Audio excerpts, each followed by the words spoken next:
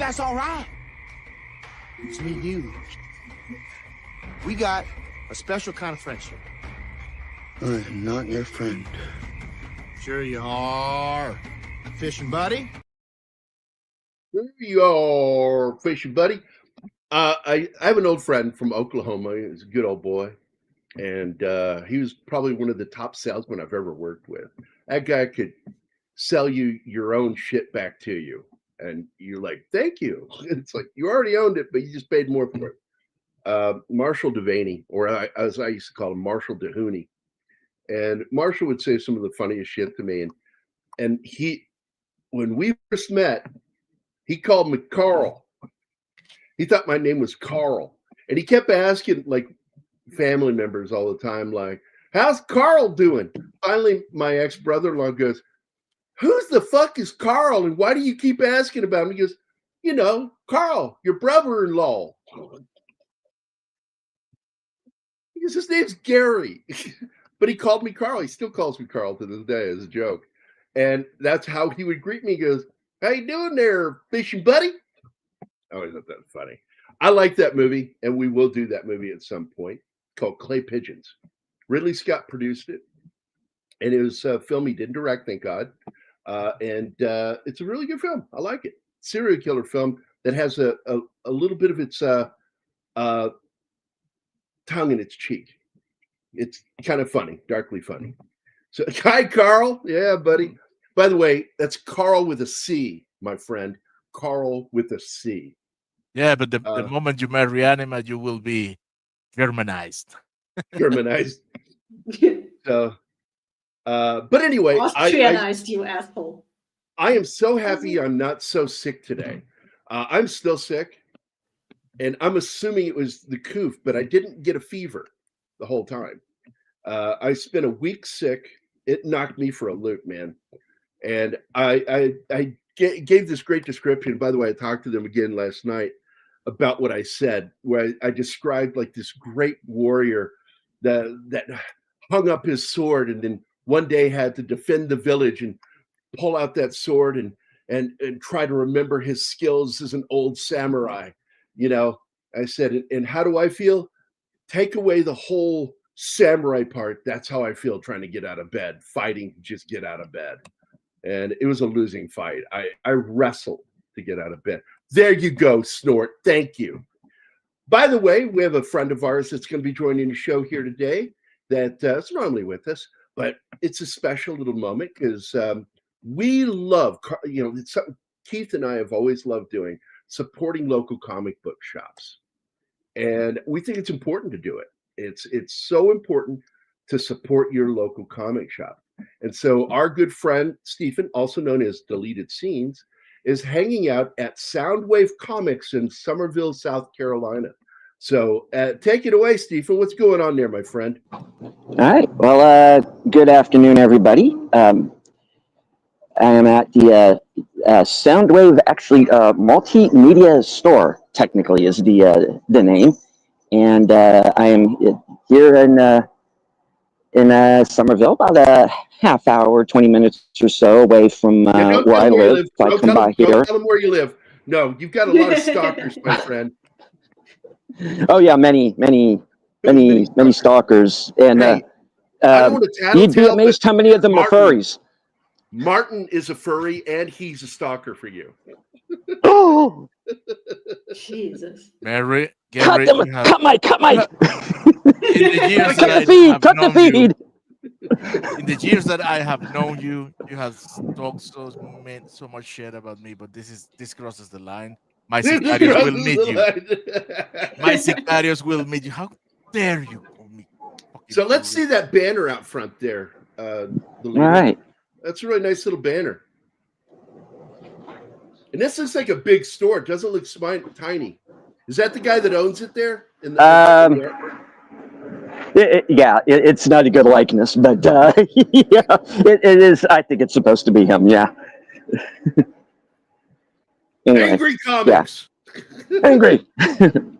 Well, seeing as that I do tend to be a fairly angry man myself, it makes sense. Okay. Here's a little. Here's a. You're the Well, most it's a. amiable angry man I've ever met. Oh, the one and Look at only, that. the true Soundwave. Soundwave. That's right.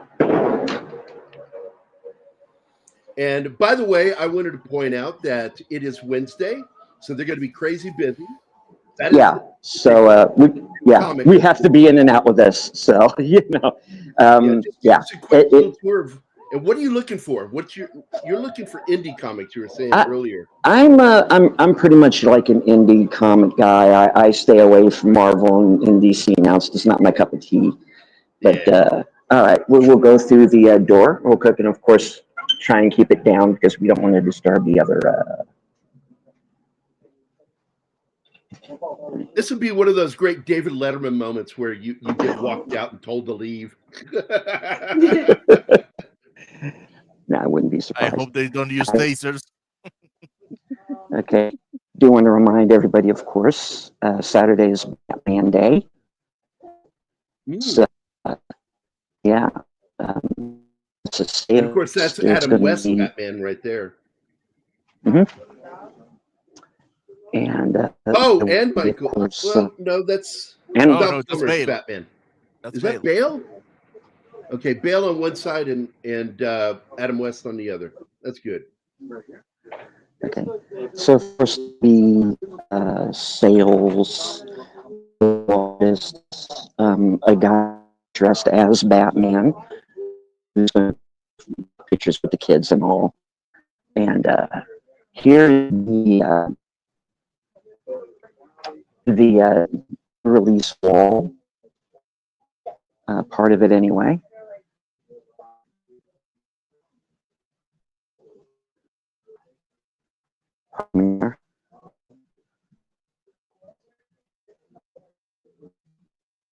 First,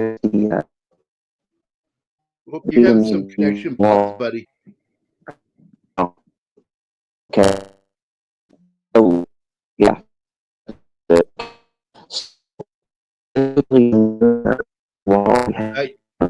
Yeah, but we're gonna have to cut it short, buddy. I'm sorry, your connection just the more you go into the store, the deeper you go, the worse the connection. So just go do your shopping and then show us what you got later. Okay, buddy? All right, man. Okay, so for those of you in the South Carolina area, that's a comic book shop you can go to. It's located in Somerville, South Carolina. Soundwave Comics and multimedia and other stuff. So, and I think it's only fitting that at the end, Stephen was sounding like real Soundwave. Yeah, Soundwave. That thing.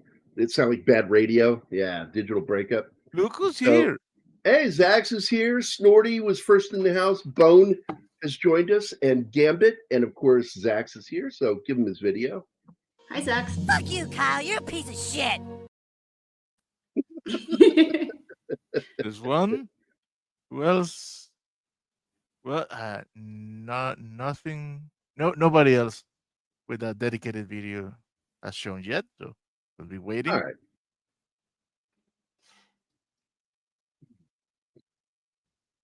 So basically, I just saw Bone has joined us here, and he is Batman. They are Batman.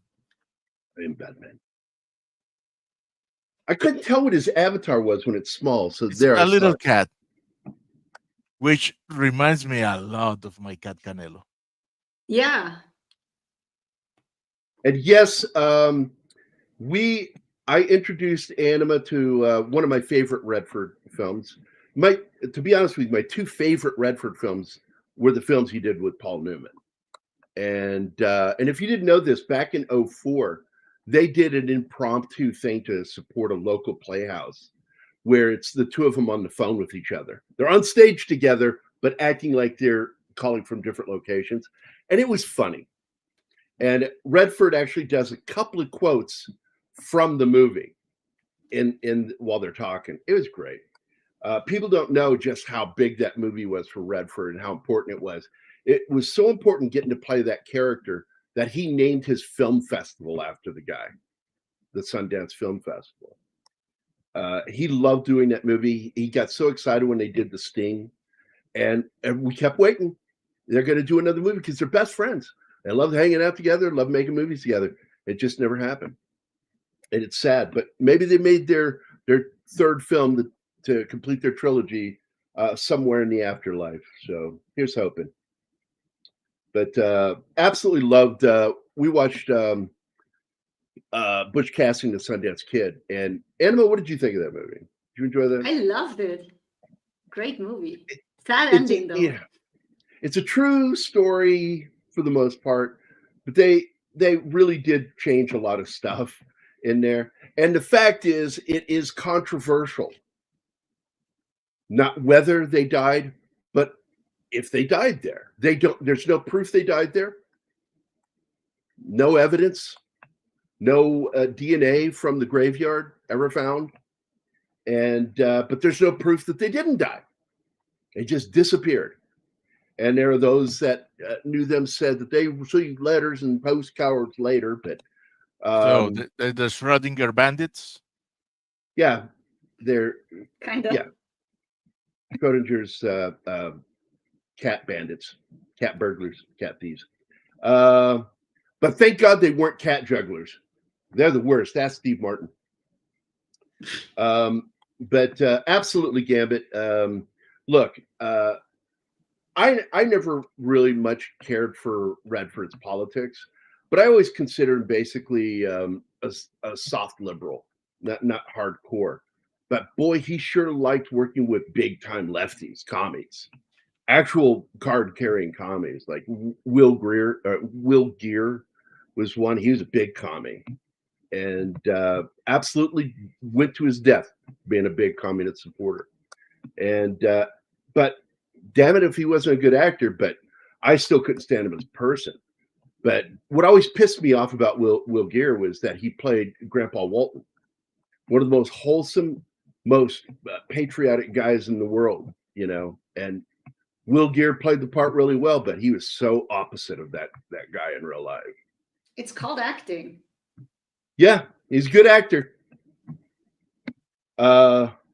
But I love the movie Butch and Sundance because the movie is also about the end of the West, and it's what makes it so hard when you watch it is like when that movie ends, it's telling you that was the death of the Old West, and the New World was chasing them throughout the movie and whittling them away to where they couldn't go here, they couldn't go there, they had to leave the country, and finally at the end of the movie, they're like, let's go to Australia.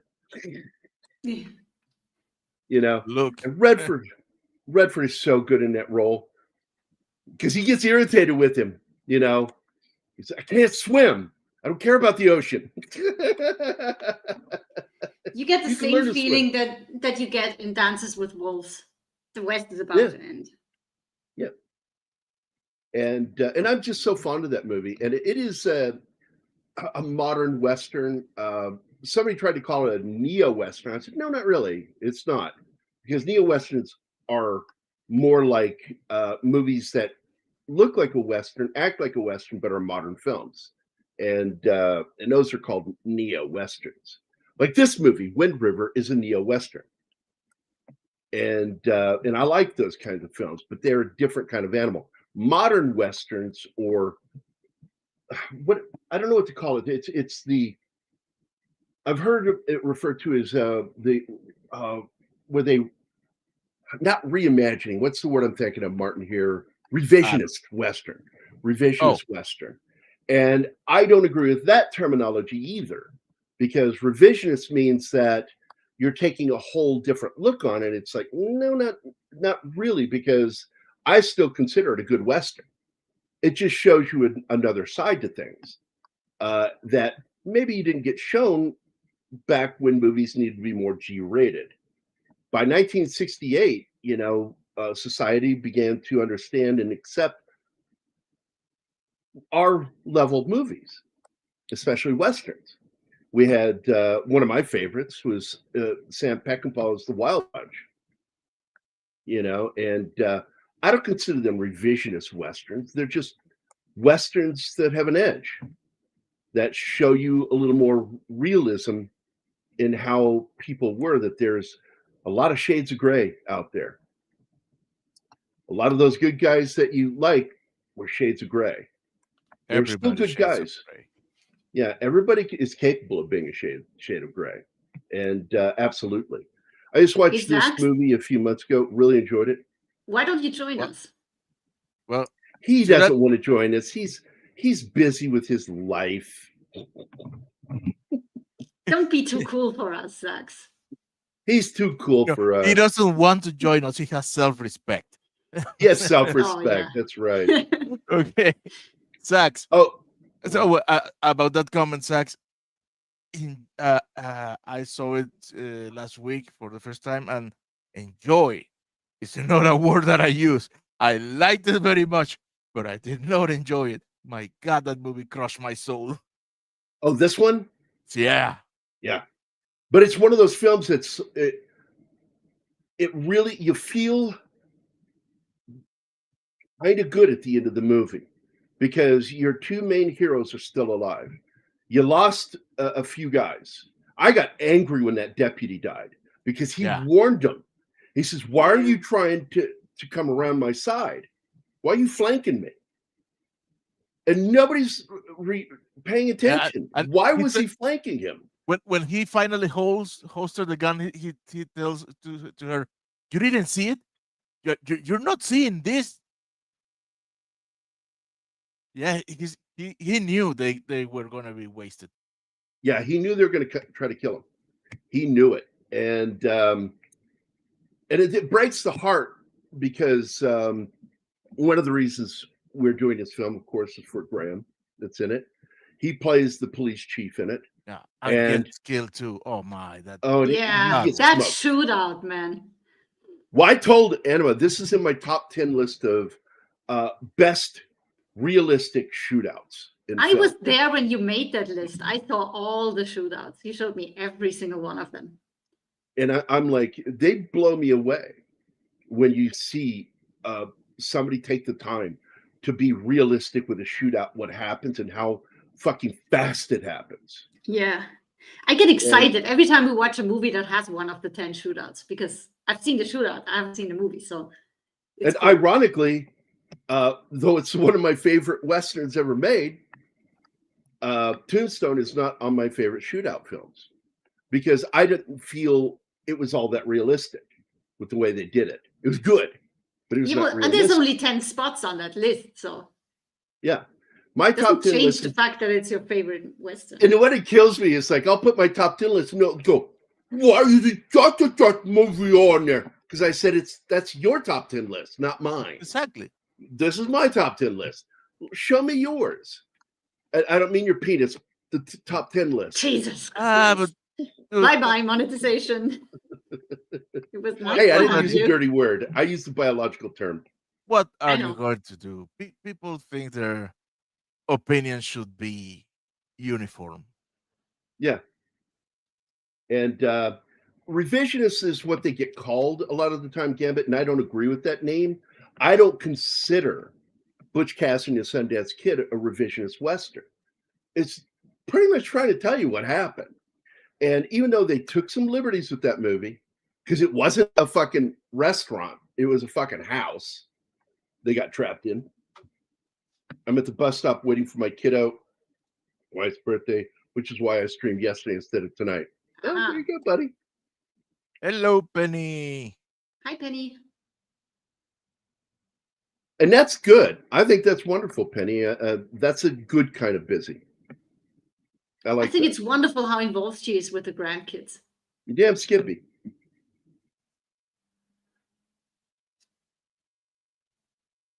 But Animal would know that what? I don't know. Oh, that it's his wife's birthday? No, how would I? Oh, dude, fuck off. You stream when it's 4 a.m. for me. Yeah. I'm totally in the wrong time zone for your live streams. Oh, I keep getting gifted memberships. It sucks because they are no use to me. Hey, Gary. Before we go into this movie and talking about crossover of genres with Western and shit, I saw for the first time this Sunday. I saw Sisu, and that is I The had first one. problems. Huh? The Yeah, the first one. first one. The Okay. second one is not out yet. So I had problems categorizing that movie, and I finally got to go to. It's a western about a Viking warrior in during World War II. Yeah. That's it. But it's there is a Okay. guy that did stuff like that, by the way, historically. Now, But wait. I look, I put this up there. I really want to just get this out of the way because I've been holding off commenting on this. Will Gear was a real left winger, is really underplaying it. He was an actual card carrying communist.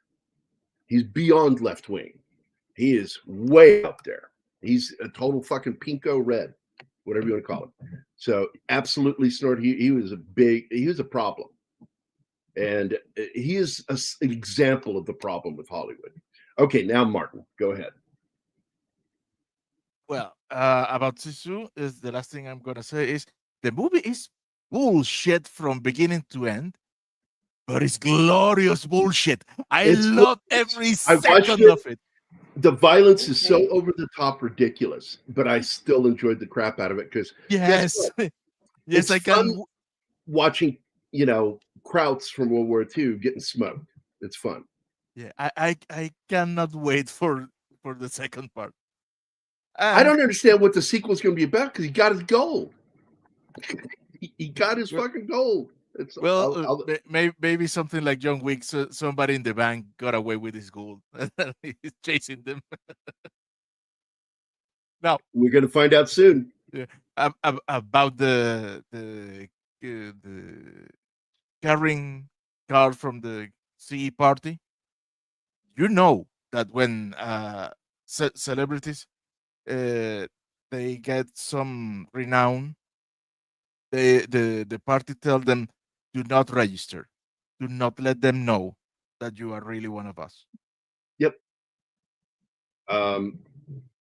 It's because I told people after the communist witch hunts of the late 40s going into the 50s, they changed tactics and they decided to go the passive way, which is through education. And they very directly began to infiltrate into our colleges and public school systems. And what happened was they had to wait for all the old school teachers to retire. And that's when things really went high gears in the mid 80s to late 80s, when all those old teachers were retiring. By the 90s, it was, I would say, predominantly lefties in the public school system. And that's when it happened. So if you don't know what the Alto Nights is, it's a film released this year. Alto Nights? What is this?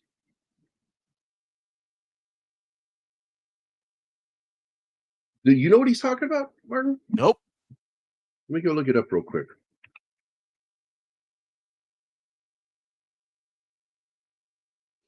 Apparently, it's a movie that he doesn't like. I don't know why he's bringing it up though. Oh, it's got De Niro in it, so I'm not going to fucking watch it. Oh, that's the movie where he plays two characters in it. I'm like, oh, he's doing an Eddie Murphy. Got you. Fucking De Niro. I can't stand that guy. I like his old movies. I think the last movie with him that I really enjoyed was the one with Jean Reno. Ronin. I like that movie. Directed by not William Friedkin. Who directed that movie? Oh, I can't remember. It's a big director. One of my favorite directors. John Frankenheimer. And it's a screenplay by one of my favorite writers, David Mamet. And I just love that fucking movie. And De Niro, his personality and shithead attitude could not ruin that fucking movie for me. And what a great cast. Jean Reno, Natasha McElhorn, Stellan Skarsgård, the father of the other Skarsgårds that are famous now. Yeah, but I think Heat came out after that. Am I right? What? Heat. Hit? Which one was Heat. Heat? It was before that. Oh, Heat was before. Hmm. Yeah, Heat came out in 95, didn't it? 96, yeah. So it came out 3 years before.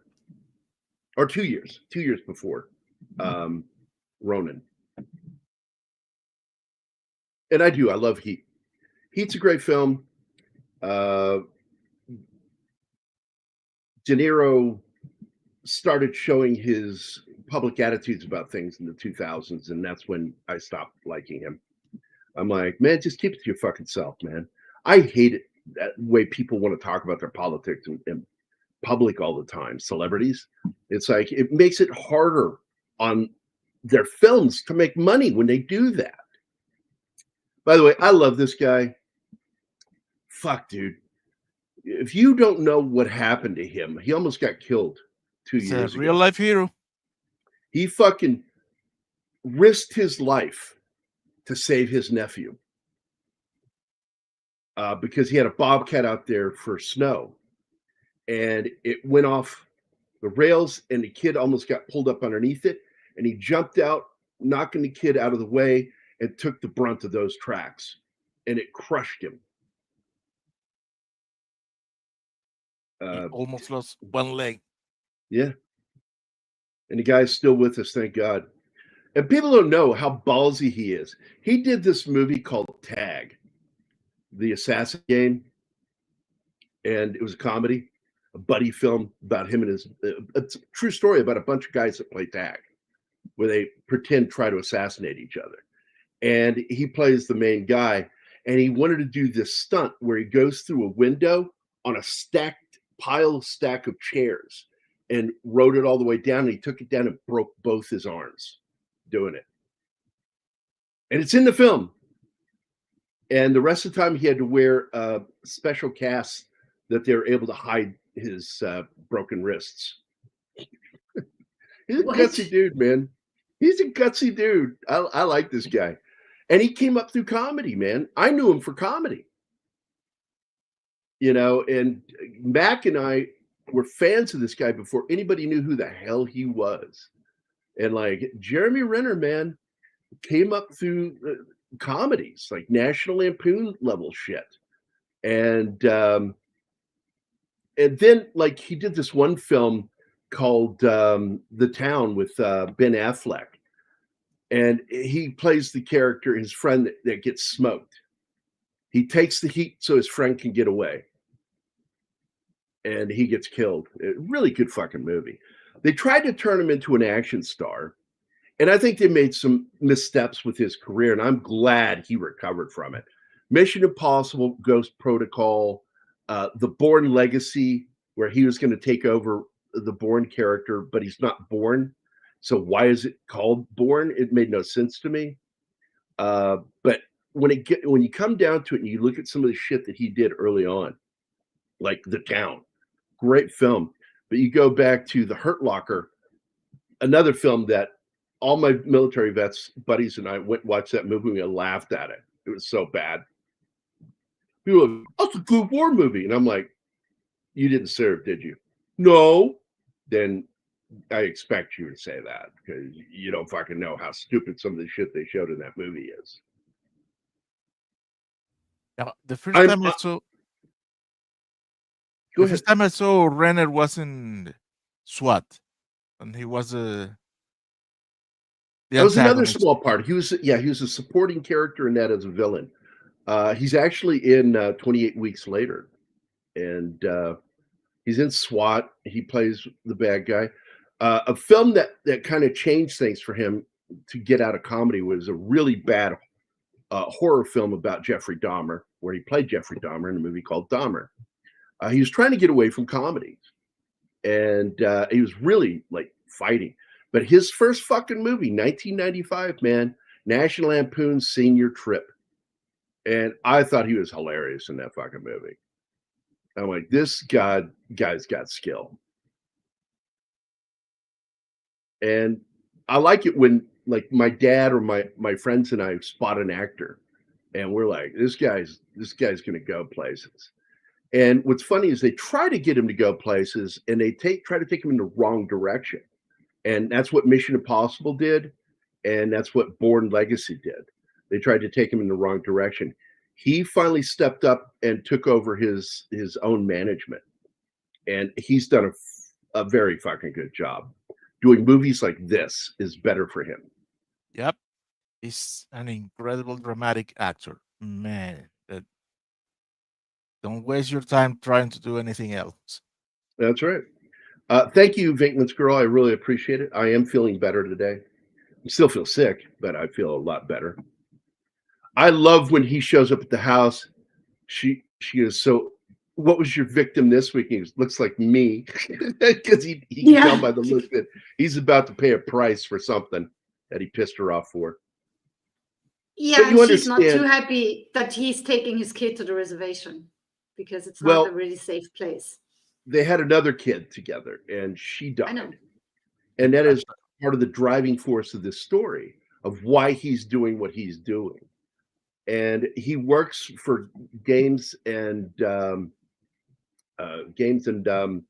animal control. Animal control. And the fact is in the movie, they make him out to be an agent. But that changed in 1985 in Wyoming and basically all those states, that the guys that go out to do what he does is actually works with the games department. And so he's not an agent. He works for games, animal control. I give Gary $5 here, and another day would talk gay. If I give Gary $5 another day, he wants to know if we're still doing that thing when you get. I get it. Okay, now I get it, Tim. I get it. You really need an interpreter for all this shit, Gary. Yeah, I want to do that when I'm feeling good. But if you are trying to say you want me to owe you being gay? Yeah, you can do that. And whenever you want, you just got to remind Anima, Martin, and me that I owe you 5 minutes of being really uber gay. I might even do German gay because like talk like this. It's like sometimes I need a big cook. Please don't. Give him his video, please. Yeah. There's some pictures of civilian casualties. Fuck you, Tim. Oh man. Late. The fight itself was still a lot of fun to watch, but it was so politically fucking motivated. It was annoying. We're going to throw in our opinion on that country that starts with a U and a K that I don't want to say because I don't know if YouTube still punishes us. Mephisto I says couldn't believe when they did the toast in the show to that country. I'm like, that was not needed. Absolutely. This is one of my favorite Jeremy Renner films. It really is. I love the guy. I will watch a movie with him in it just because he's in it. Like if they brought him, I watched the TV show Hawkeye. I knew what they were going to do. I knew it was going to be a bait and switch. I didn't care. I wanted to watch him. I love the guy. I like this kid that plays his son in this. It's really good. It's very reminiscent of the same kind of character that you see in Yellowstone with the one son who's got a son who's half white, half American Indian. Oh, yeah, I remember now. It's been so long since I've watched Yellowstone. I love that show until the last 2 seasons, and then I just lost interest in it. This is what we were talking about before the show, because Taylor Sheridan is one of those guys that I expect to be above hubris, and he's not. And he has sabotaged his own shows.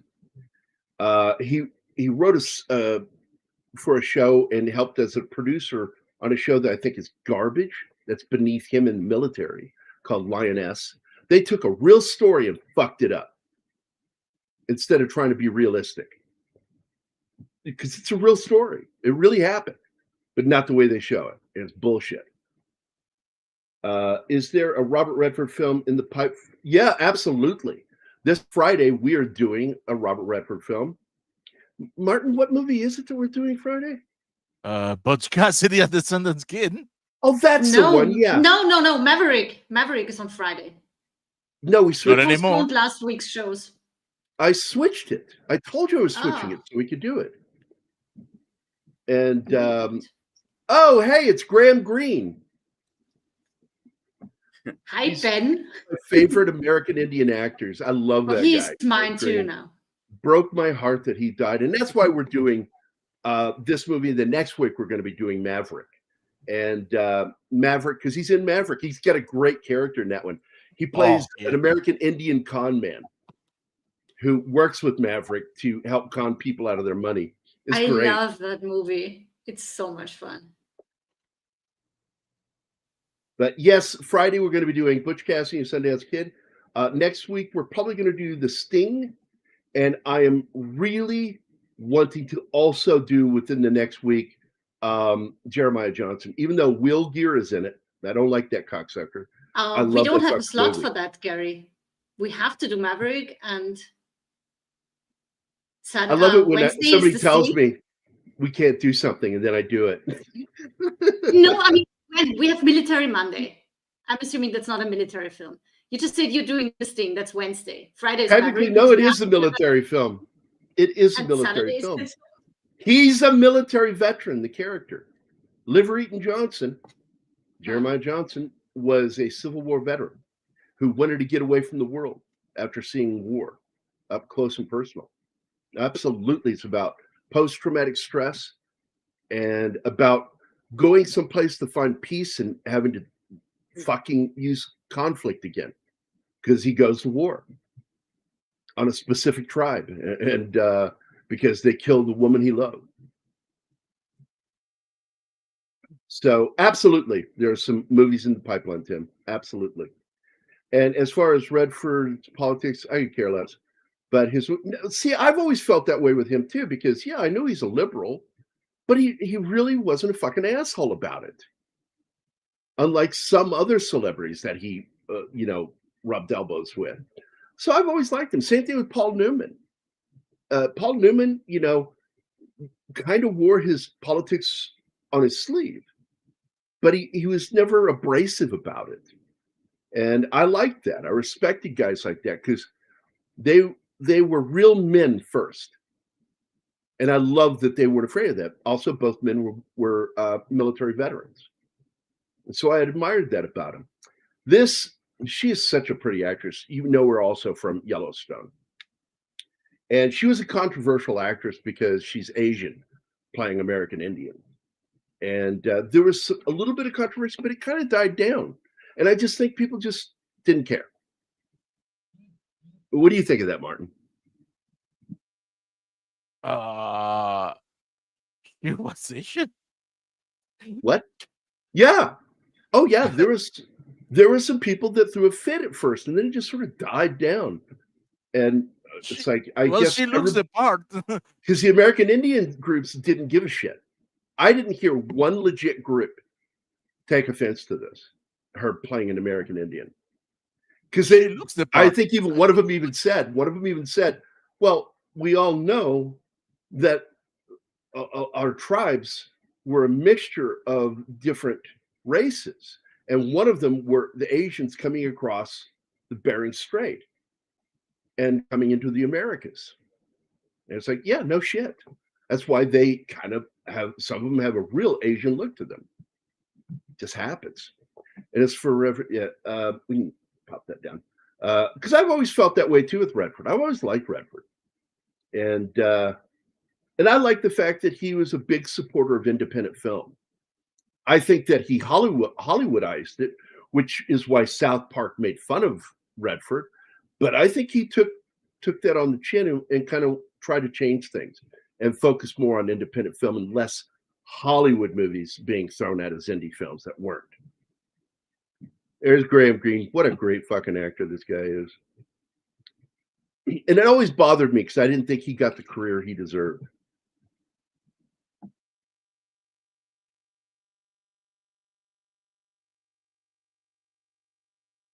Yeah.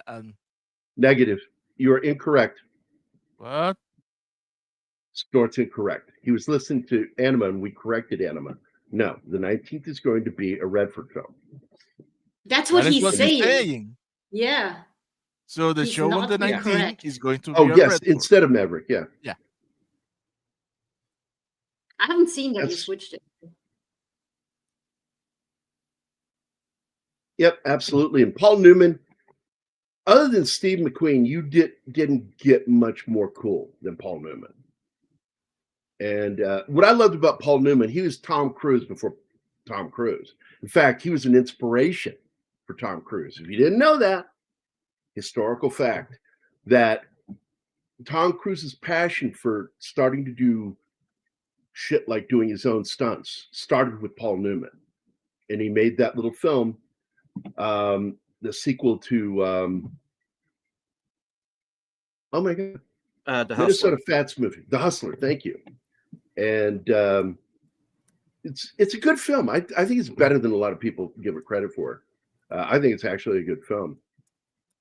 And Tom Cruise's character is kind of an asshole, but he gets humbled and becomes a decent character. That's his arc in that story.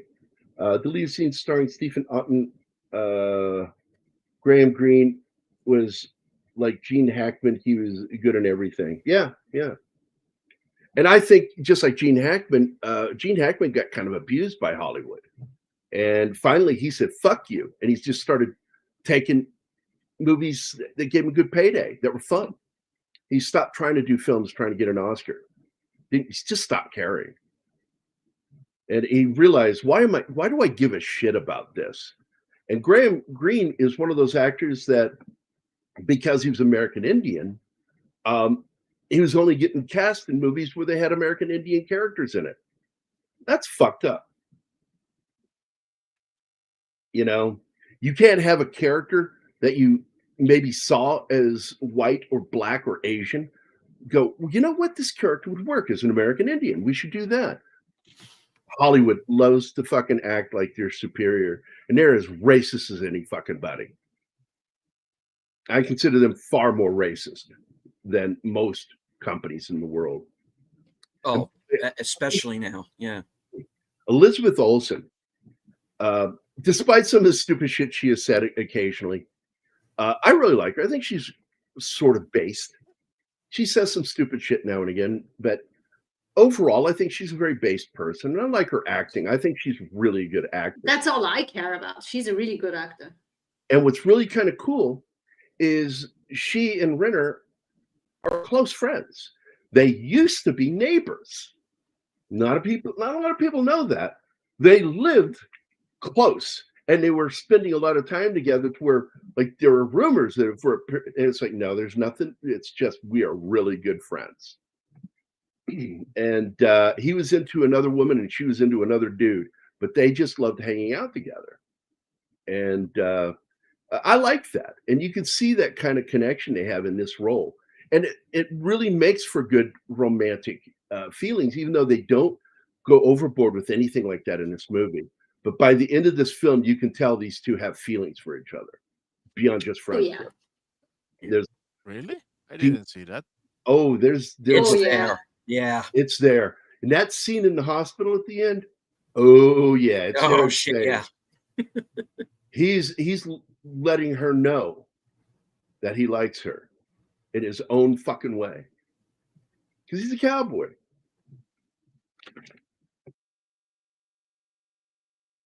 And I like that Taylor Sheridan is really good about writing about these kinds of characters because he lived that life. You know, he was a real cowboy.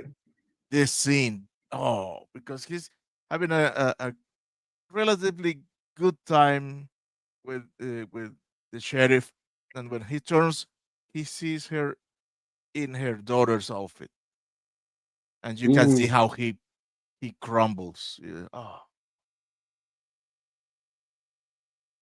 Yeah, people who've never seen this movie should see this movie. It is far better than what you think it is, because it's a punch in the face is what this movie is. It's that punch in the face you fucking needed to wake up. This is one of those movies that you have to watch twice, because because you miss shit. No, it's not that.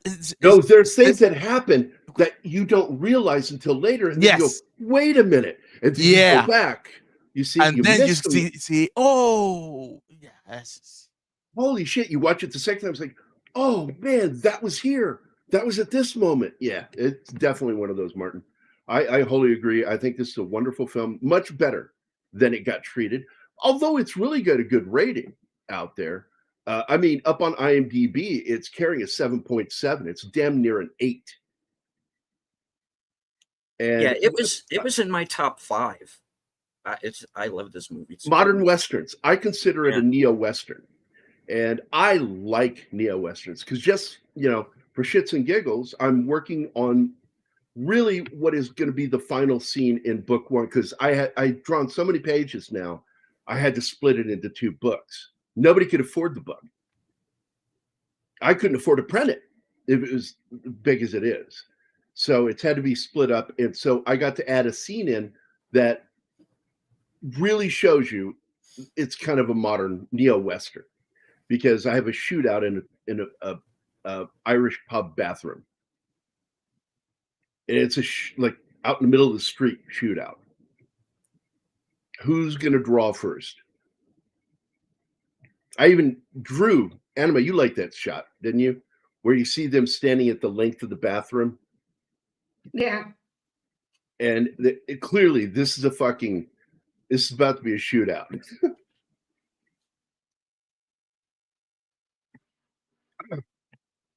Because I love Westerns. People don't know.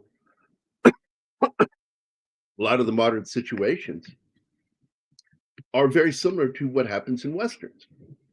Because people don't change. Situations don't change. What changes is how things look. And that's it. It's optics, pure optics. And I like it when a film director and writer get it and do that. Gosh, she's so pretty. I don't know what it is. I don't think that girls with downset eyes, because their eyes drop down on the outside.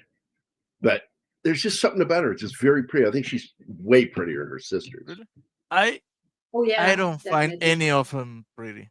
Any of those. Yeah, I don't like any of the Olsen girls except No, for her. and I like her. not even her. I don't consider her to be pretty. I do. Okay, think let's cut Martin's mic right now. Yeah, we can fire him. You're fired. Okay. All right. See, I like that line right there. I can guarantee she ran further because she went pretty far before dying. And this is the horrifying part when you find out what really killed her is that it was so fucking cold her lungs froze inside her body and she drowned in her own blood.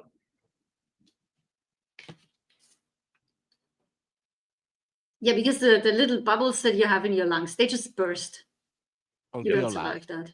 Alveoli, yeah.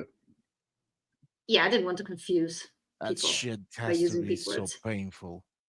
Oh yeah. You see that later when he Yeah. has the guy run. Before the suffocation, the pain. Damn. I mean, drowning in your own blood is fucking horrifying.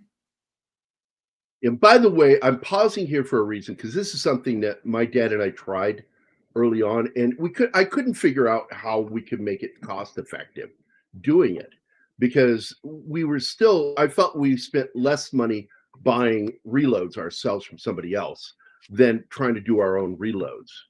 It wasn't cost effective, but I get it when people do it when they're going to do it in mass. But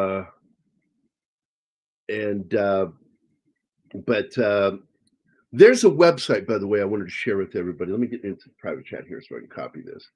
If you want to know things about weapons that are used in movies, this is the website to go to. It's the Internet Movie Firearm Database. And it's very good. It's done by guys that know their shit when it comes to firearms. And they explain things. And this actually has a great explanation about this film and the weapons that are used in it. And by the way, one of the rifles he uses in this film was a rifle I owned. It was a Marlin. And that's the lever action you see him use at the end of the movie. and it's a powerful fucking weapon. And he adds extra grain to his loads. And it's one thing if you know anything about how to do a load, you spot in this scene that he puts extra powder in there, extra grain. And phrasing.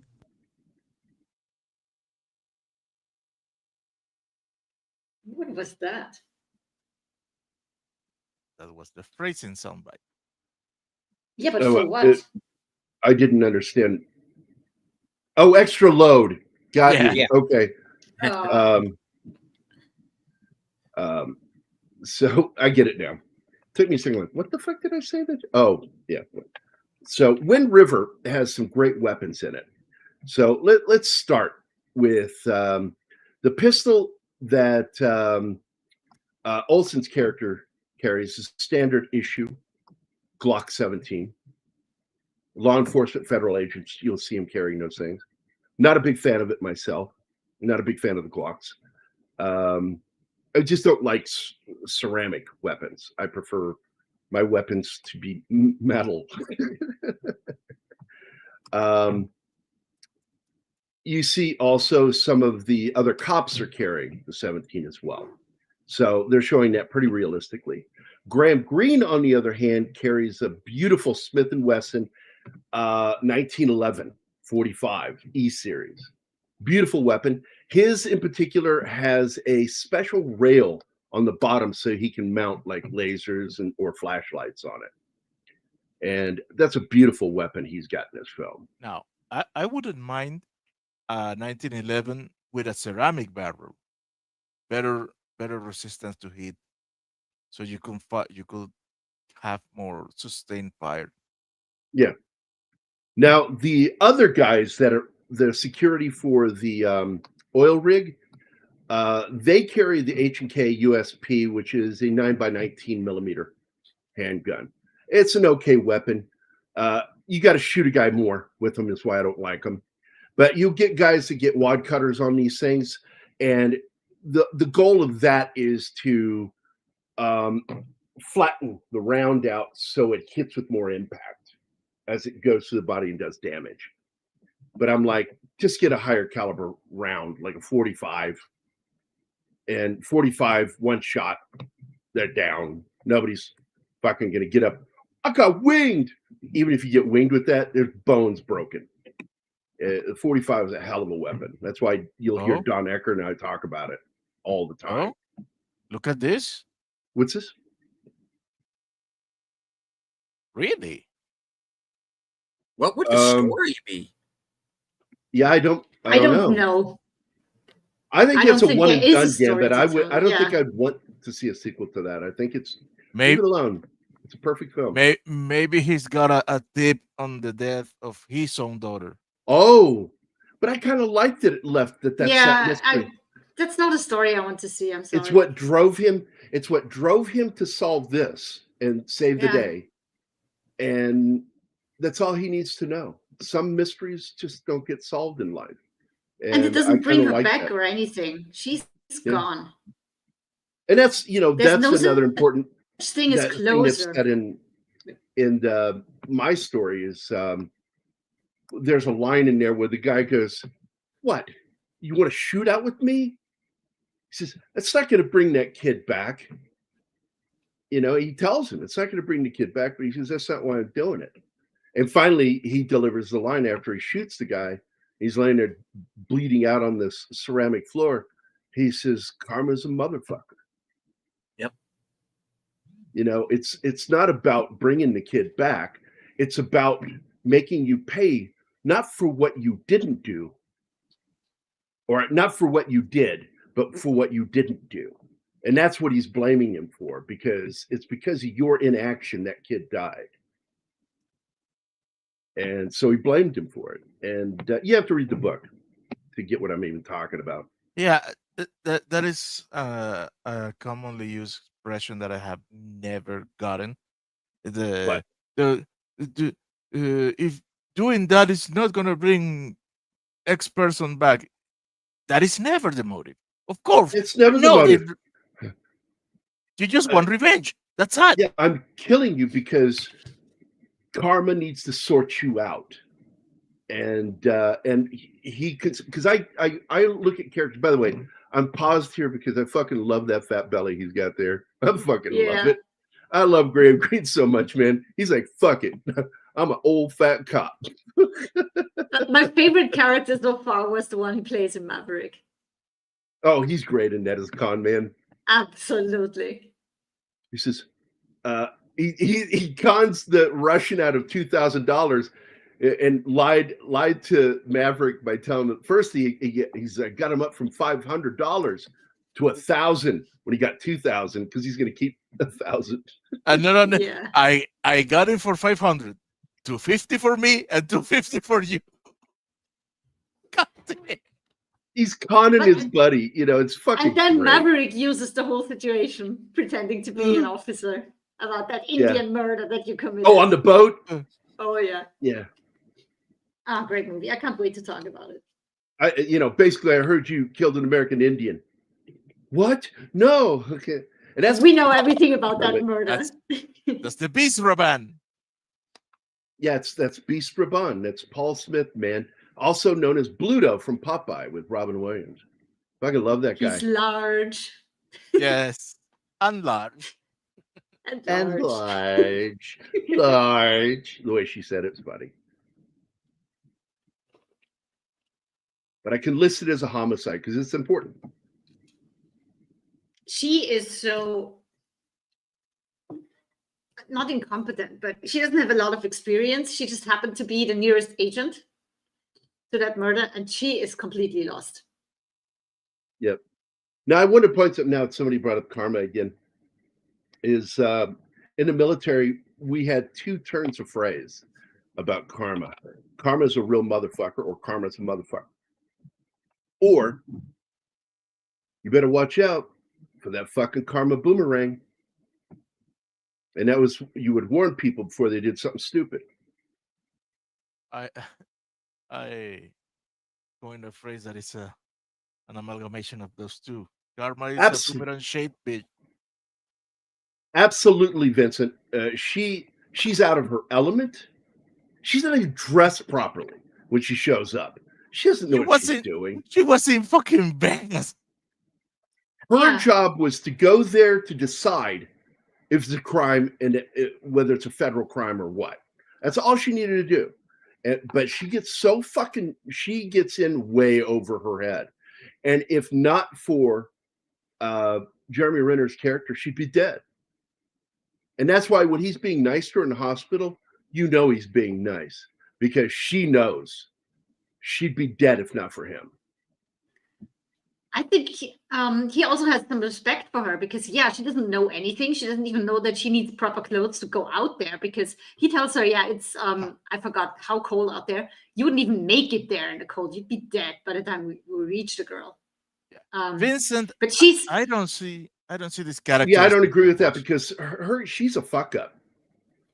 She's written as a person that is way in over her head. But she's learning and she's trying so hard and she's fighting for it to be a homicide.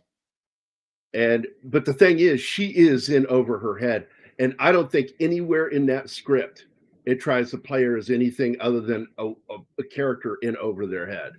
And she asks for his help. She needs his help because without his help, well, in the end, she'd be dead.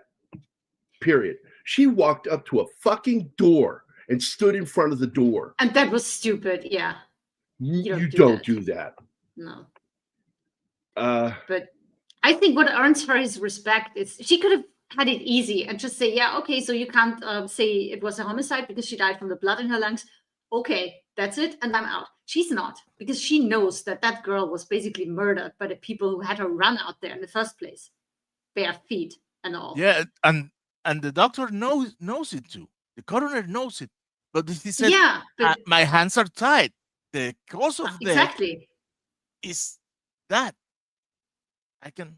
Oh, man, this poor guy. Oh. Well, the way I look at this, Vincent, and by the way, hi. Welcome to the channel. Hope you're enjoying yourself. Basically, the way I see that is Taylor Sheridan checking the box off, but writing in a way that's more realistic. Another great actor that you know from the TV series Yellowstone. This gentleman right here, great fucking actor. And I don't think he stole the show. I think that he was written that way, that he is the real hero of this story. Jeremy Renner character is the hero of the story. She's only a vehicle that allows him to do what he wants to do. That's right. She's a device within the story. Yeah, because when he's talking to this guy, he said, "Now, so you're just taking her to point to point." It's a well, that's what they went to me for, but it's not what I am doing. So here you go. This is why this film works, because that part of the country is cut off during that part of the year. And that's why the story works. If not for that, this story wouldn't make sense. That part of the world is cut off from the rest of the country. It's its own little fucking world. And the place is scary, and it's an easy place to fucking die.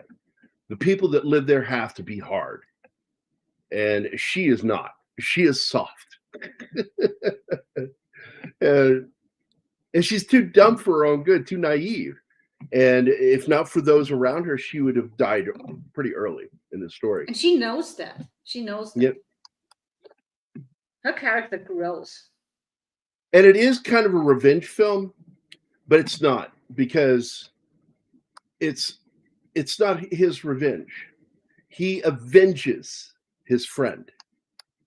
That's what he did. He avenges his friend. With but the in help the of end, the Avengers. Yeah, with the other Avengers. That's right. Yeah. This is the best Hawkeye movie ever. Yes. Well, this is the running movie that we didn't have.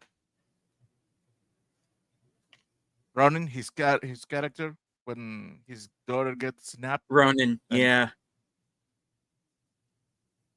You're right. I think one of my right. favorite moments in the film is when one of the young Indians that he's arresting got in the vehicle, says, because of the daughter you can't protect.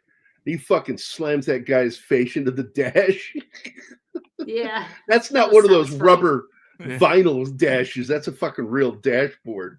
And he said, you don't get to talk about that. You don't get to talk about that. And I like that he only snaps in the movement, but after he smashes and talk to him, he's again cool. That's it. That is her learning point.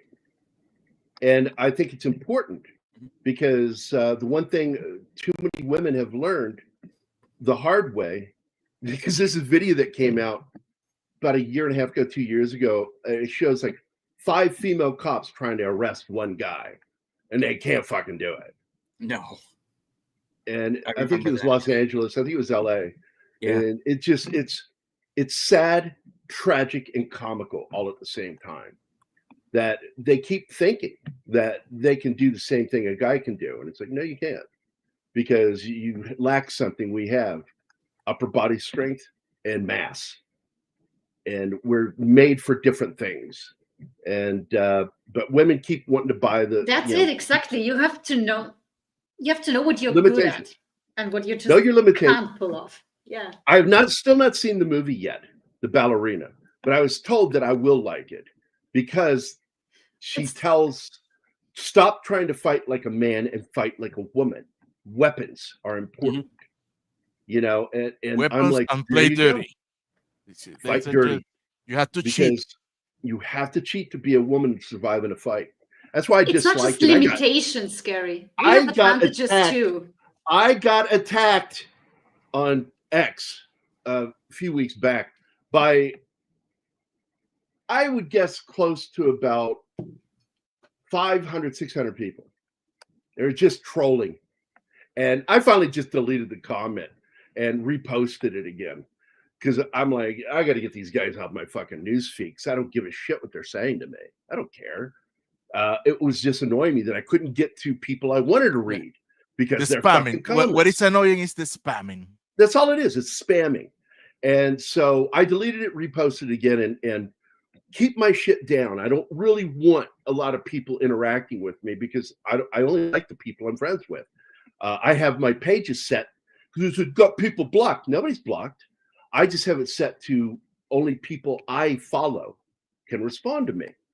And I don't follow people that just agree with me. I have a lot of people that don't agree with me, but I know will be respectful when they argue with me and not be trolls. And I like that. I prefer that. But I was told in Ballerina that they taught her to fight that way. And I'm like, good, because that's a woman's only chance. That's why I hate that movie, Atomic Blonde. Oh, it's just fantasy. It's fantasy played out like realism. And if you're going to bother with any physical realism, you have to deal with the physics. And if you have a 145-pound woman kick a 200-pound man and he goes flying backwards while she just stands there, I call bullshit. And I can't enjoy it because you're defying the basic laws of physics.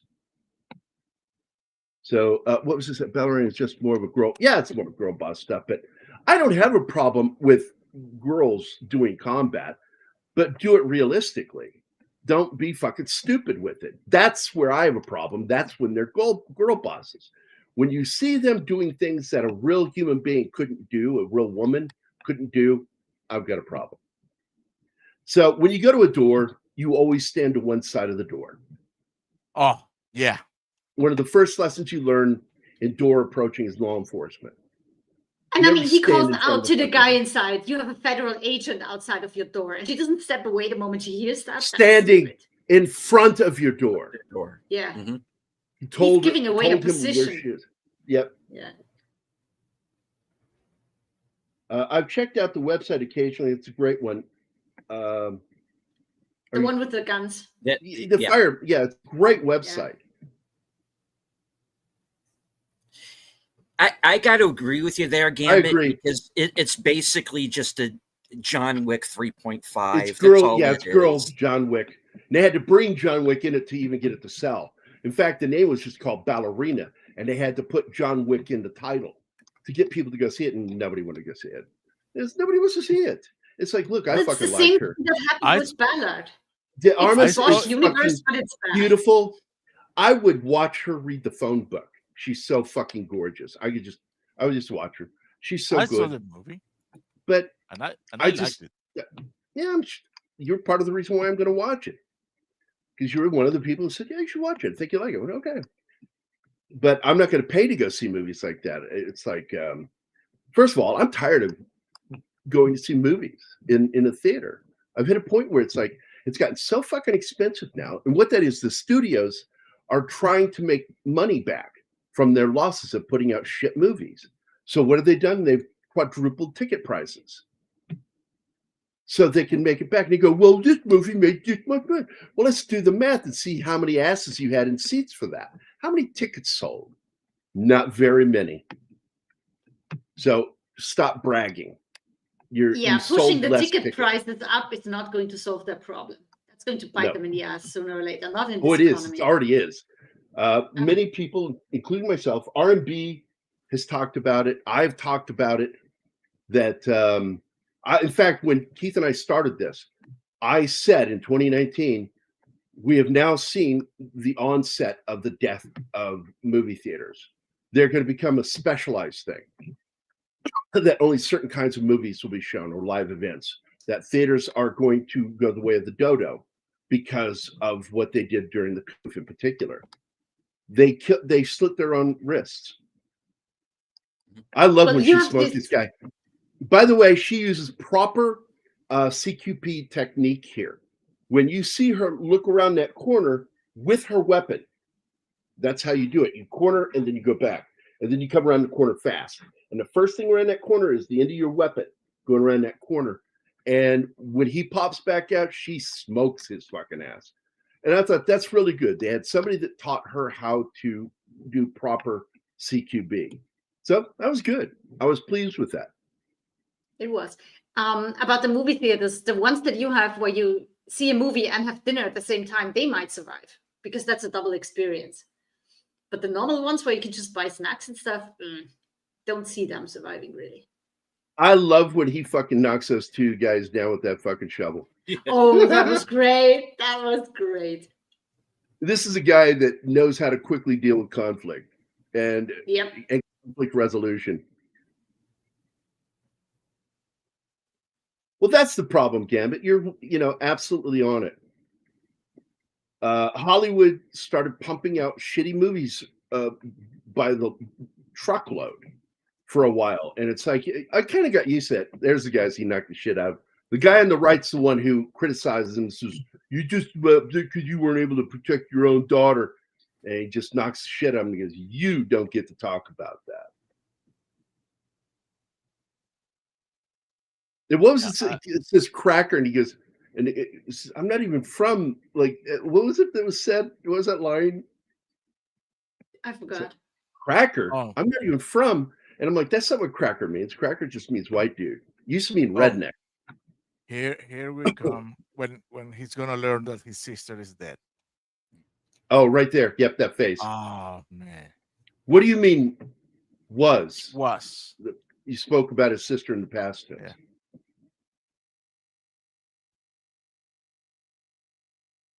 Beautiful scenery. Looks like something right out of The Thing. I love that.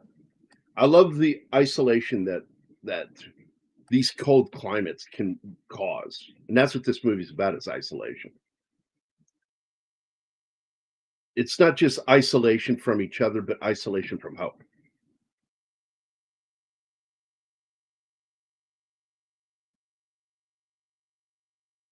And he's trying to help her. He really is. He's trying to help her with her investigation. I want you to look out there. What do you see?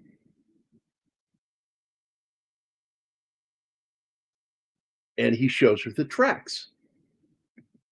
See that line there? Those are tracks. Somebody got dragged. And he figures it out. He finally goes up there and finds, I think they're cougars. I don't think those are mountain lions. I think they're cougars. He finds a den of cougars and the bones of the Punisher up there. Another Marvel actor in this movie, by the way. I don't know if you guys knew that. Yeah. And I like him, by the way. He used to be kind of a lefty, and he's kind of become more based as time's gone by. But what I've always liked about him is he's a brawler in real life. That's why his nose looks the way it does, because he's been in quite a few fights. And he was playing a cop in a movie, and all of a sudden he looks up and this guy fucking tries to tackle him.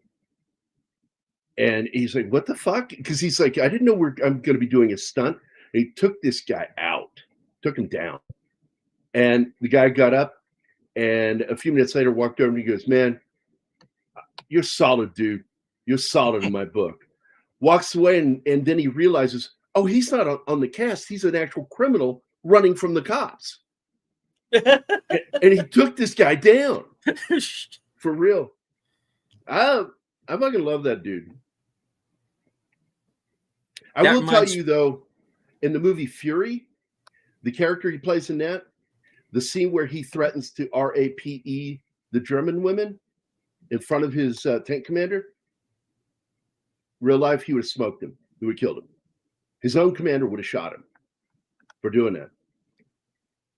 Absolutely, that shit was not tolerated. And that was the only thing in that movie I really hated.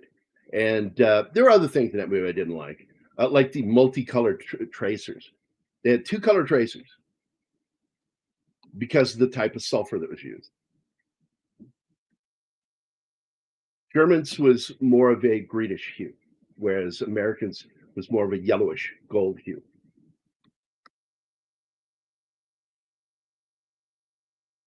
What's this, Age of Ultron?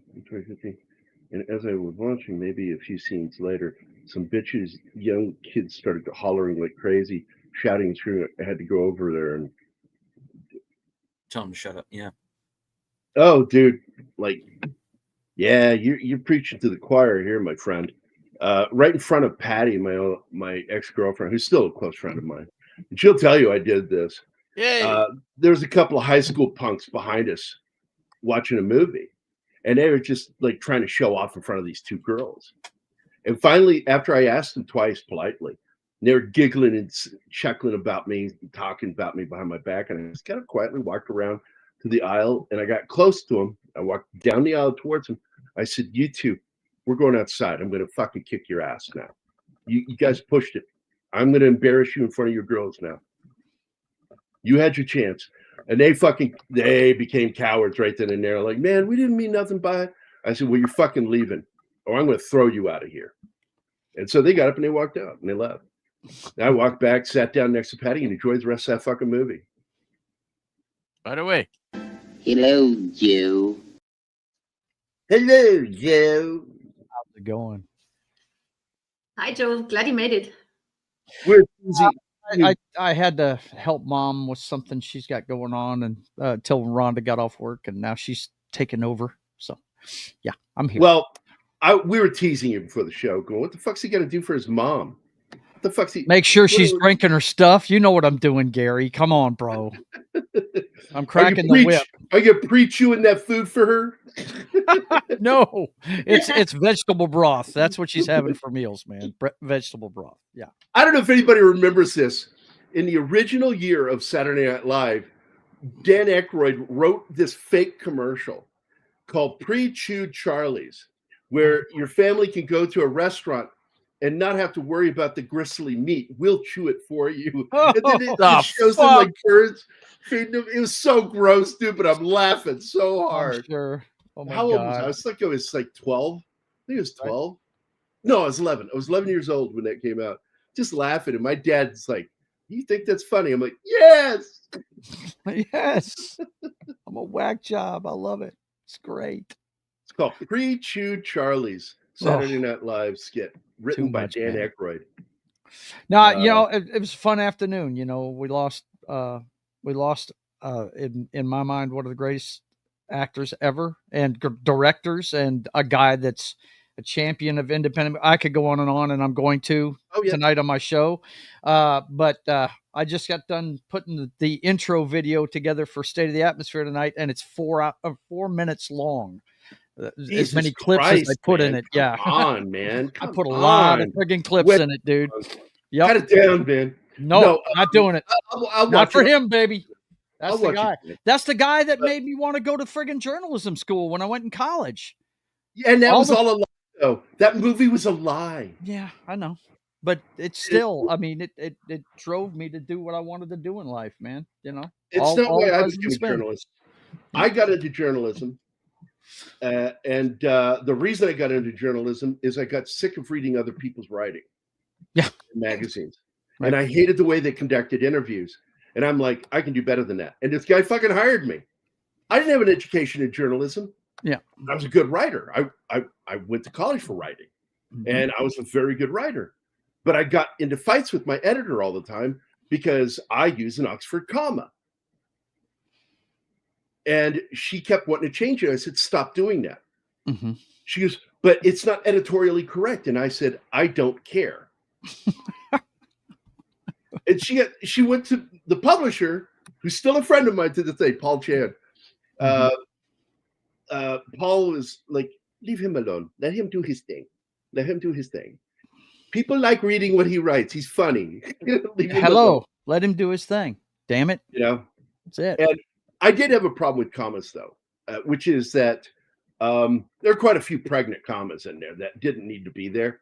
But it's because when I was in creative writing in college, I was taught that anytime your character pauses, whether it's the narrative process or in dialogue, place a comma there. Yeah. And because I, in real life, kind of do a William Shatner way of talking sometimes. Right. Yeah. I pause. I instinctively put commas when I'm writing dialogue because that's how the guy's talking. Mm-hmm. And it drove my editors nuts at the magazine. This is the ex-wife right here, right? Yes. Yep. Yeah. Making him suffer every scene. Oh, man. He has to pay a price every time he interacts with her. Yeah. Yeah. Well, she's bitter. In this scene, she is out a little. Just a little. Yeah. I think she has internal hatred for herself that projects towards Yes, him. absolutely. Well, That they she- kind I of would agree. failed as parents, and her way of coping with it is just holding it against him all the time. Yeah, But Yeah. she has It as is. much anger about herself. and thank you, because that is her coping mechanism, is to punish him. Yeah, and he understands that. That's why he doesn't fight back. That's right. He That's does why he not. doesn't fight Mm-mm. back. No. It lets her feel better. Yep. And people, He does that's the tease thing her about though in the him. beginning when she asks him who is the victim this time, and she says he says, "I guess that's me."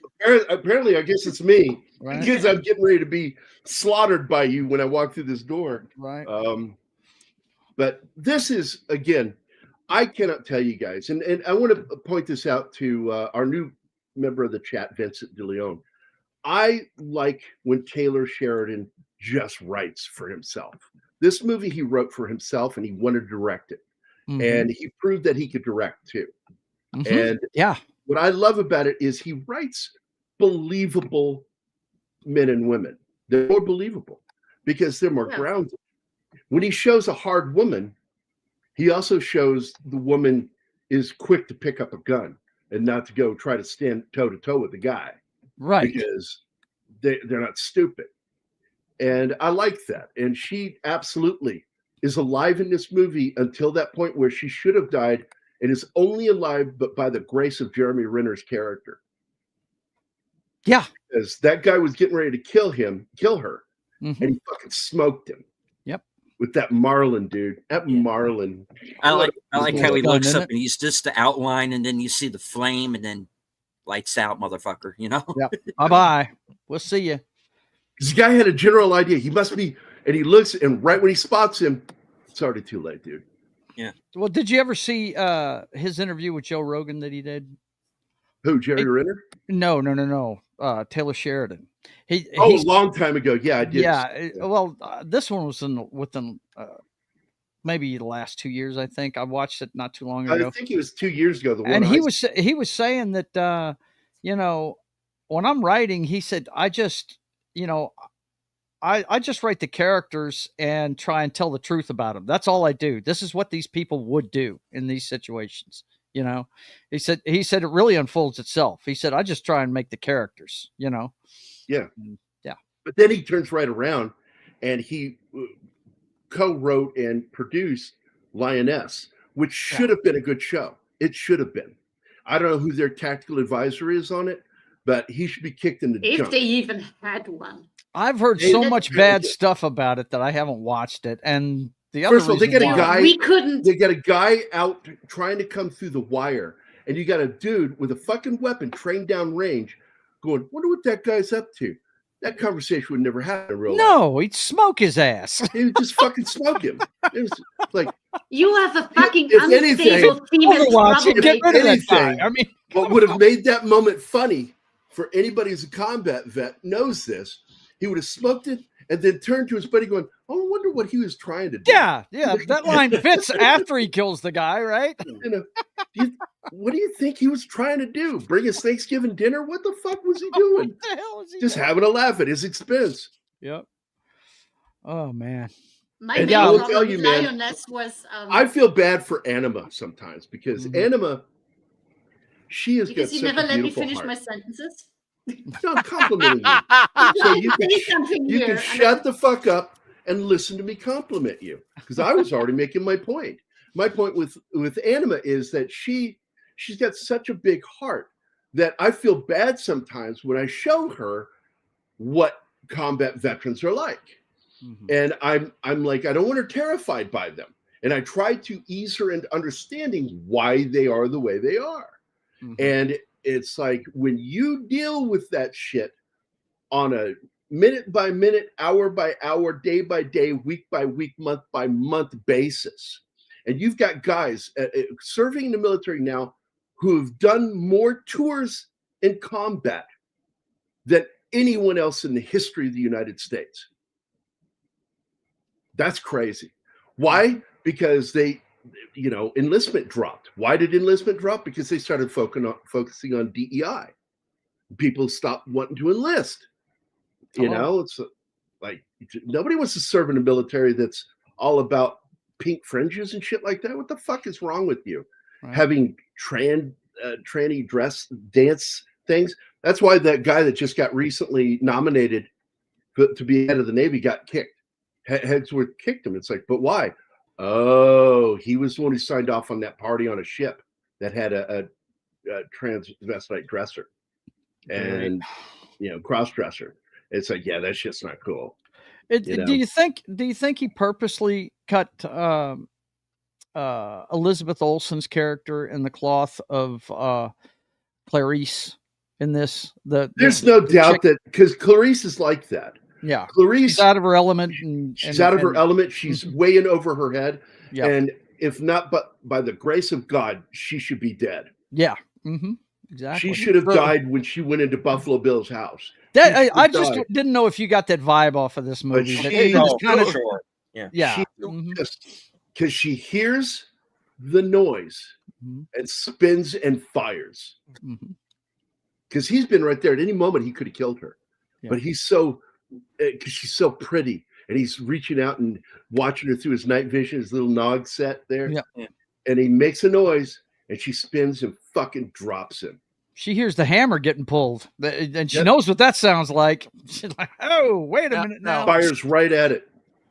Now, I knew that was him. I haven't watched this since I watched Yellowstone, but I thought the cowboy that was on Yellowstone was in this. Yeah, and there he is. He's there are a lot of guys, a lot of people from Yellowstone. I know there's a lot of them. It's just I thought I couldn't remember. The girl that dies, one of the guys at the dead body at the beginning. Yeah. We get to see her a little bit. She's from Yellowstone.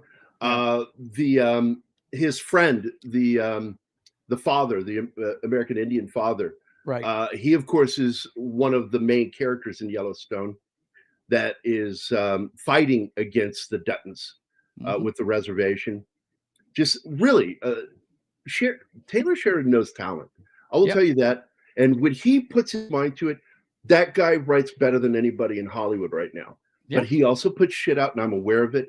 He fucked up the last 2 seasons of Yellowstone, fucked up the second season of 1923.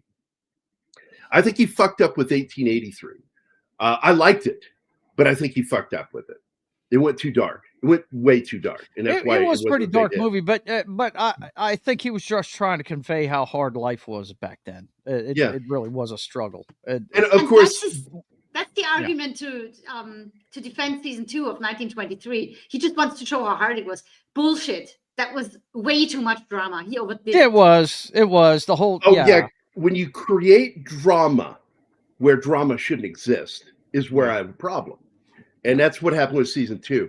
He was creating drama instead of allowing things to flow organically like it did season 1. That was organic. Yep.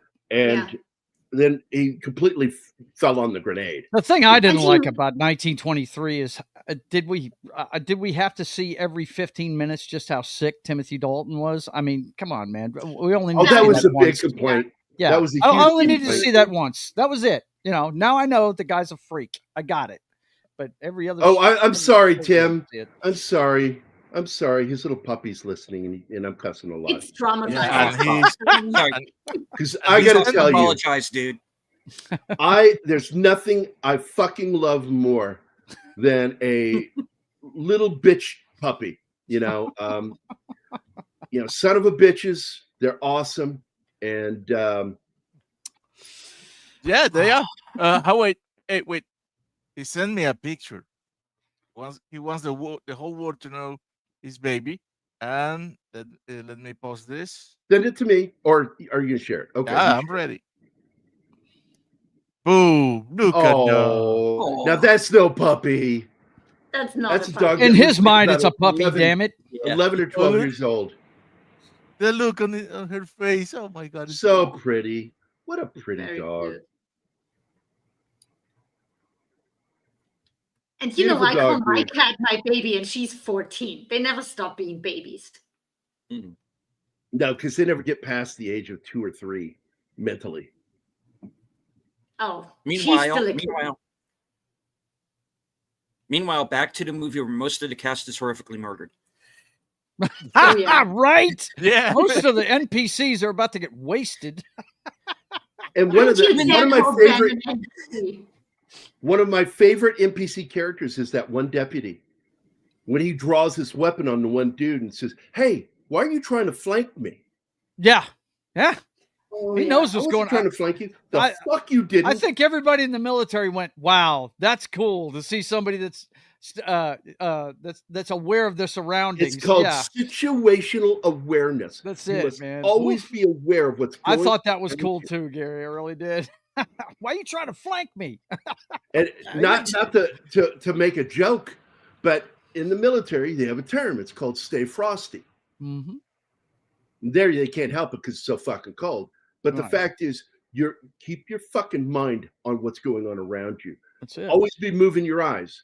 And it's one way of spotting military people, especially combat veterans, because also another way of spotting intelligence officers, guys that go out there and actual operatives. Because Daniel Craig, before making his first Bond film, Casino Royale, emulated a lot of the eye movement that he does in that movie is based on the eye movement he learned watching these operatives and how they look around a room. They study everything. They're looking at everything, gauging it. And it's something that happens if you're in the military, former military, and I'm talking about infantry level, law enforcement gets it too. Anybody who you have to constantly watch your surroundings for potential threats. You're constantly watching. Like people that work in an office, they don't fucking do that. You get these military people, God love them, they serve their country, but it's the guys out there and gals that serve in these special jobs in these certain branches of the military that learn quickly that you have to be situationally aware at all times. Okay, and he was the sheriff on Yellowstone. This guy, he had one of the best deaths. Mm-hmm. Yeah, he did in the show. He did. Mm-hmm. And he got avenged very quickly. Yes, he did. It was pretty cool. I can't remember. Raintree play the dad in this? The guy that plays Raintree on the show? Yeah, that's what I thought. Thought it was him. And like I said, it's been about a year since I saw this movie. Okay, here it is. That is his Marlin. That is the same rifle I owned. Big difference is he had a different scope than I had. I had a 7-power scope on my 30-30 Marlin. His lever action is just gorgeous, and it's also a higher grain. It's a 500 grain rounds that he has on this thing. And by the way, another weapon that's used in this film is the H&K 416D, which is really an interesting weapon. It's based on the M16 or M4 chassis. And it has an EOTech sighting system, red dot system. It's a nice sighting system. And when you hear it fired, that weapon specifically, the H&K, fires a 5.56 times 45 millimeter NATO round. And the 5.56 confuses people. And I tried to explain this to Anima the other day. The 5.56 and the 223 are basically the same round. The difference is the slight difference in circumference. And it's not enough that if you took a 223, you could fire it through a 5.56 weapon comfortably. Okay. But you can't do the same thing with a 5.56 round in a 223 rifle because the diameter is slightly different and you're taking a risk if you fire that weapon. And so for those of you who didn't know that, you hear it all the time. Well, it's an M16, fires a 5.56 NATO round. Well, it fires a 223. The fact is, both. And it wasn't until later that we adopted the NATO round into the military. So we stopped using 223s and started using ball ammunition from NATO to match those weapons. And which is really good about that is any 5.56 weapon can pick up that ammo and fire it safely. That's why. You can. Everybody's got the same fucking ammo. SAW, all of it. They all carry the same ammo. So if you run out of ammo for one thing, grab some ammo from the other weapon. It's the same fucking ammo you're using and reload it in. Yep. Marlin is a beautiful weapon. And why do I like that one? Because it has a side port, not a top port like the Winchester. Not a fan Talking about the fish. Oh, okay. Well, I'm talking about the It's rifle. Nordy. He's always talking about eating stuff. So, but going back into it, why the Marlin is a superior rifle to a Winchester? It's because of the exit port. On the Winchester, it's on the top. And so I cannot tell you how many fucking times I got fucking hot brass down my fucking top, my shirt, or in a pocket. It's the worst. And because it fucking goes up and sometimes it'll come right back at you. The Marlin ejects to the right. And you never get hit by that fucking brass. So and man, it's preferred weapon. I tell you, when the shit hits the fan in this movie, right here, I was like, yeah, right here, and I'm like, oh, we're doing this now. Yep. You know, because I went into it anyway, expecting that it was going to be this mystery. We're going to be given, 2-3 suspects, right? You got to figure out who it is. No, it's the whole group stumble of on these guys. Yeah, they're all complicit. Yeah. And they're acting like we're all just doing our job here. Everybody put your weapons down. She's not reading the situation here. It is her lack of experience that is not gauging the looks on those guys' faces. She's not reading them correctly. That deputy did. And she's not used to the cold, the whole situation. It's hard to concentrate when you're in an environment that you're not used to. And these guys are. So yeah, she's missing it.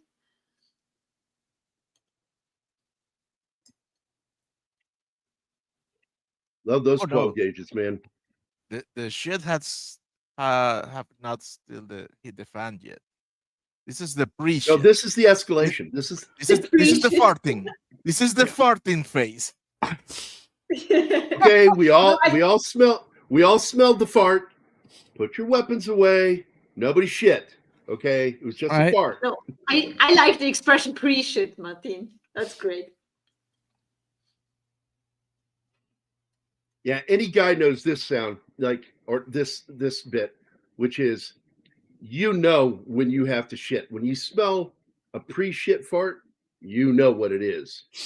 It does not smell like normal farts. It has a special, I'm going to have to shit here. That's a shit fart. Nobody cares about your farts, Gary. I'm not talking about my farts. I'm talking about farts in general. Yeah.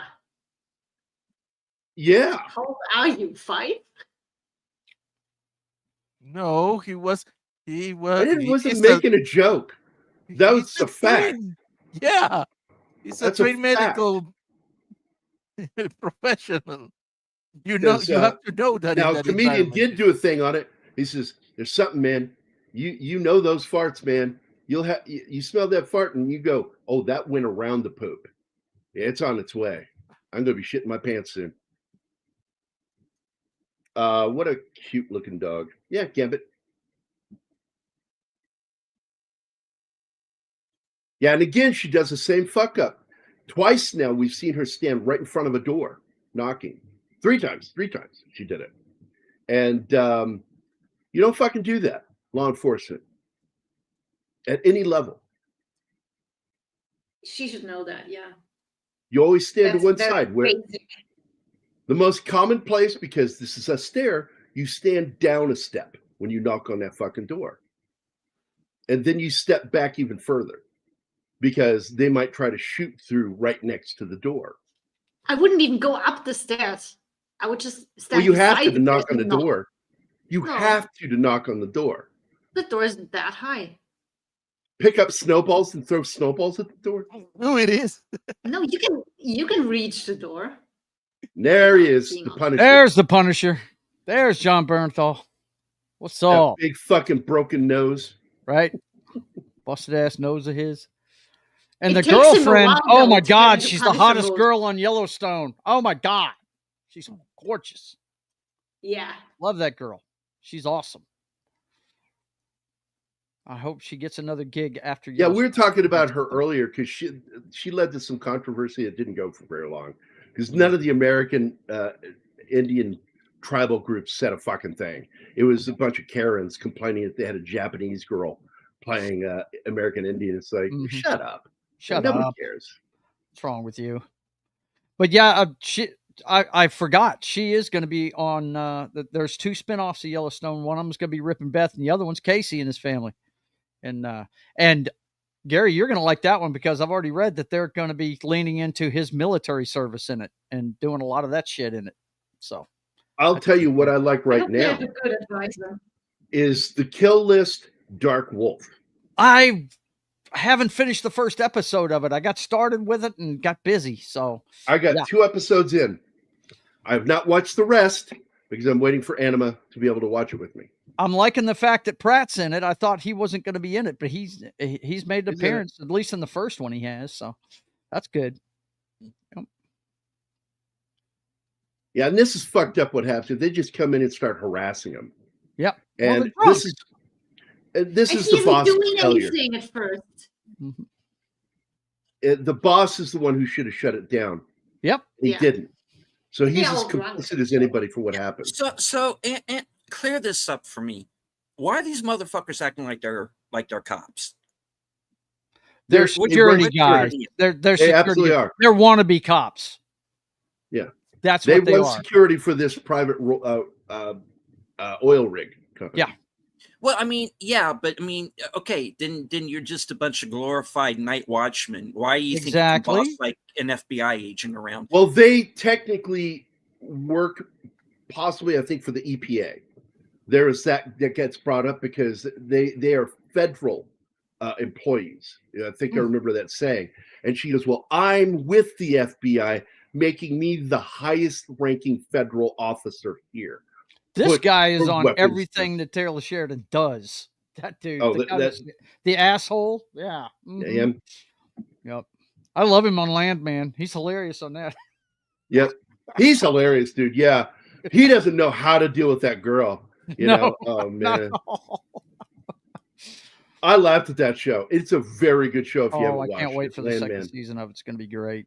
Again, showing just how based Taylor Sheridan is when he has to deal with that fucking hippie chick in that. And he just reads her the fucking riot act why she's stupid. Yeah. This is why everything you just said was stupid. Mm-hmm. Yep. It's good shit. Yeah, they're all drunk. This. When I watched I saw like, that, Gambit. No. I saw that.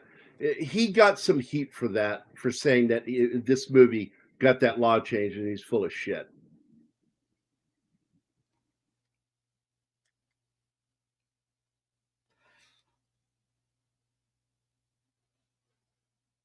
Yeah, the guy that was the boss of this bunch should have shut this shit down. But you know, and you hear horror stories about this in remote areas sometimes.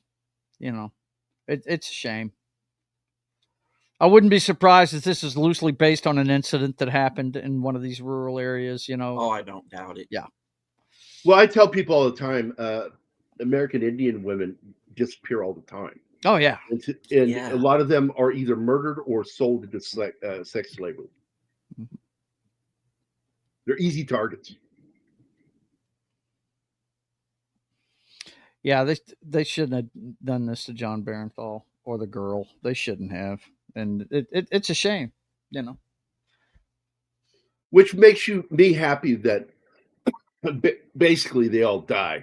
Yeah, because they deserve to die, every one of them. And the one that gets it the worst is the one that needs to get it the worst. That one who instigated that whole thing with Jeremy Renner and that dude at the end of it is like, wow. Now that's brutal. Now John Berthel, instead of doing this, assaulting them hand to hand, he should have gotten one of their weapons. Yeah, and smoked them all in there. Most definitely. Also, he should have gotten up and got dressed. Yeah. Trying to stay in bed with her. He shouldn't have stayed in bed with her. You're right. As soon as they got That's discovered, what he should have annoyed gotten me. some pants on. He's Which would have sitting there included his doing pistol nothing. belt, probably. So, you know, hey. He thought those If he guys were has going to have one, his we don't know back. that. Yeah. Well, he thought these guys were going to have his back, and he was sadly mistaken. Yep. Because they beat him to death and then left his body for the cougars to eat. Yep. There she is again. Right in front of the standing door. In front of the fucking you door. don't remember your training at all, chick. What the hell are you And doing? the sheriff is the one who screamed that at her, but a little too late. There. And you see, he's standing on the ground. He could have reached that door and knocked. They're not going to hear that the knock is just above the ground. But that's the line. Hey, man, you got FBI standing in front of your door. Yeah. I mean, that's clearly saying, hey, it's go time. Shoot through the door. Yeah. Hey, Pete, it's Curtis. Yeah. FBI standing in front of the door. Open up. And he opened up, all right. Yep. Because that's what it is, by the way. That's code for fire. Yeah. And it's on. Clip, Oh, clip, clip, clip, clip. And all these guys, and that poor deputy that was right all along, fucking has to die with her or with them. Damn shame. I like that. She shoots him in the leg and then shoots him when he hits the ground. Yep.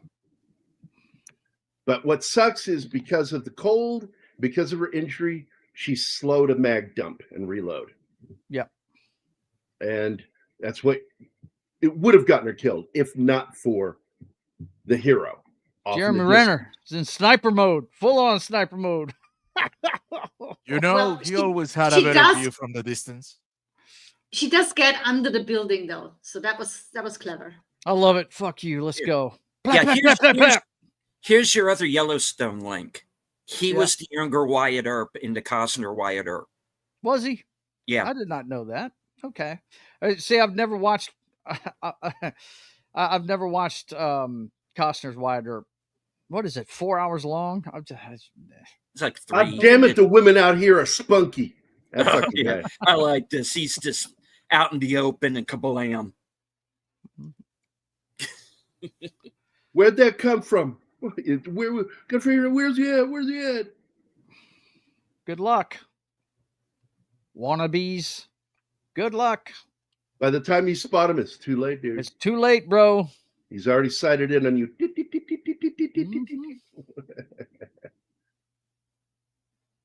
Hey.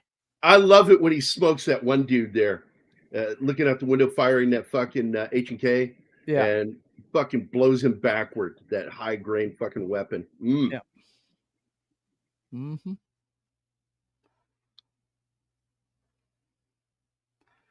She got smart. She got underneath the damn trailer. Yep. Yeah.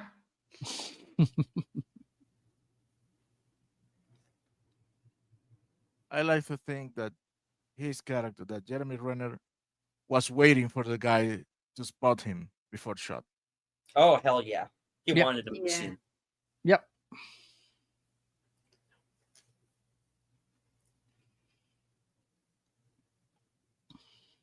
And the thing that you have to realize is these guys, when they first start shooting, and they're just a few feet away, they are not missing.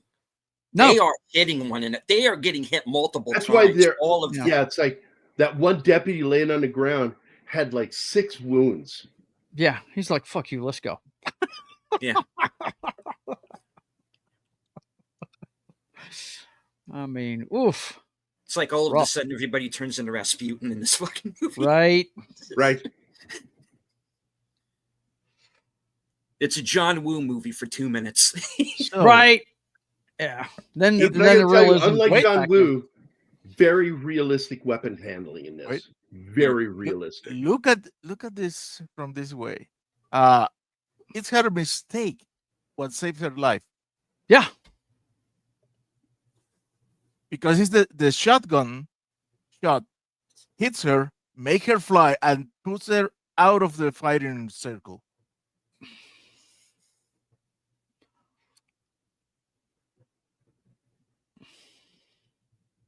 Man, oh man. And the revenge he gets on this guy, I love it, man. Just confess it. Just confess it, and I'll let you go. Yeah. And he goes, I did it. I did it. I RAP'd her. And it's all my fault. I did it. I did it. Okay. What are you doing? What are you doing? Cutting you loose. Okay. Really? Yeah. Yeah. Yeah. Start running, Shroom. He says, I'm going to make you do what she did. Exactly what she did. You try to see how far you get, and he didn't get as far as she did. Not very far now. He said She got really far because of that will to survive. 6 miles. She ran for 6 miles. This guy. She also wasn't shot and bleeding for a while. He's been bleeding. So I don't even know that this guy went a quarter mile. No, he didn't. No. He ran from one peak to the other peak and fucking died. Yep. He was already dying. Yeah, because he was out there in the cold. And that fucking cold up there is deadly. He wasn't shot. Yeah, he was shot. Yeah, he was. Graham Greene put a couple in him. Yeah. Yep. Which is cool. I like that Graham Greene's character got his shot off on that bastard. Yeah.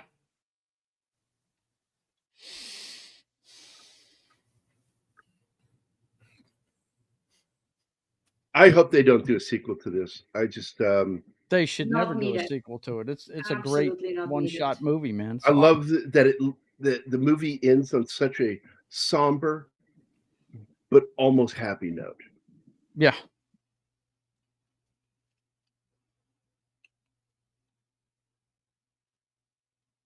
Yeah, doesn't he go tell the father what happened? I think he does. We'll see you later, Snorty. Take care, buddy. See you, Snorty. Take care. Bye, Snort. Yeah, see all that blood coming out? His lungs are fucked. Yeah. I'll give you a chance.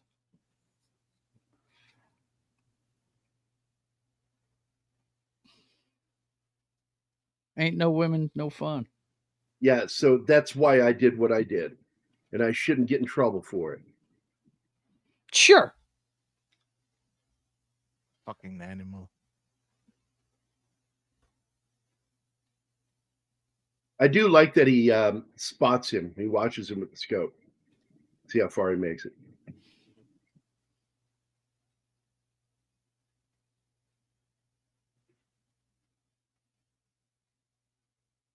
I think he needs to make sure that he fucking dies.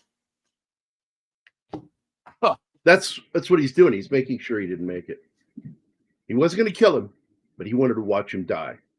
And he needed him in fear so that he would run. Because he needed to die the same way that the girl died. So he needed to have him run. So he went full Batman. I'm not gonna kill you. But It's not also save you either. Another trope that happens here. It's the climbing villain syndrome. Where are you going? Run to town, idiot! Not up the mountain. Now, I'm going to point out something, by the way, really cool about this movie is you have two composers that worked on this movie. And one of them happens to be one of my favorite songwriters, Nick Cave.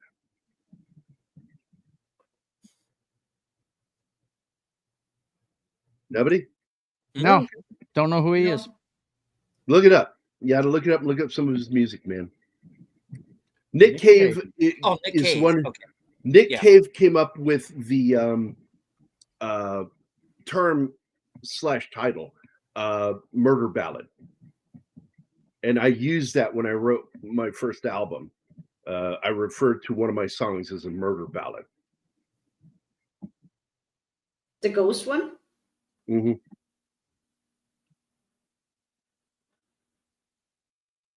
It's Australian. Mm-hmm. Yeah.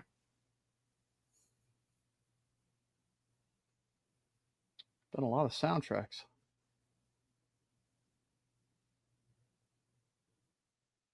Bye eardrum. Red right hand. Yeah. Right.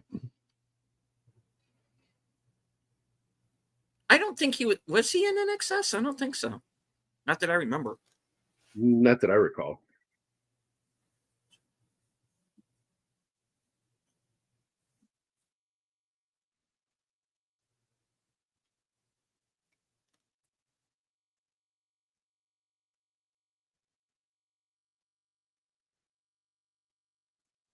Yeah, Nick Cave and the Bad Seeds. Yeah.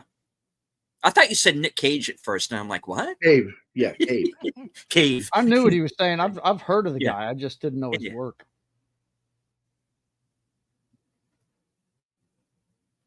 Yeah, and he's done a lot. He's actually shown up in a couple of movies too. He actually played. Yeah. He and the movie director, what is his name? He's in the organization Sons of Lee Marvin. Let me go look it up through that.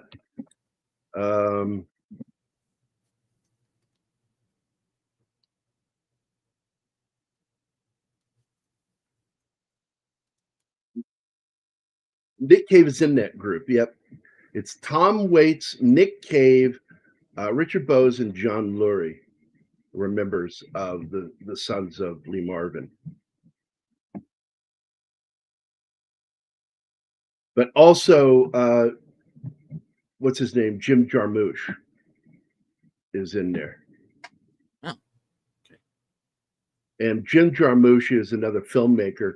And I got to tell you, they both are in the Sons of Lee Marvin because they like either look like or remind people of Lee Marvin. And I look at Nick Cave and I'm like, he and Jim Jarmusch could be fucking brothers. My mom loved Jim Jarmusch. I like his movies. I do. Oh yeah, Night on Earth, Ghost Dog. Yeah, those are my couple. Oh, I love Night on Earth, and I haven't gotten Gary to watch it with me yet. I like that one a lot. It's a good movie. Yeah, it's so much fun. You know what my favorite? I told you character is I've seen it. I told you I've seen it. Yeah, but you don't remember it. Steven, do you know what my favorite character is in Night on Earth? Which one? Helmet Lampshade. Helmet Lampshade? Nice. Yeah, the German taxi driver in New York. I just love him. Oh, I haven't seen that movie in so long. I had this old VHS copy of it, and it actually cuts off right in the middle of the end credits, which I hate because it cuts off in the middle of a Tom Waits song, and I'm like, yeah, stop! No, don't do that. Oh God, I haven't seen that movie in ages. I need to find it, see if it's on disc or something.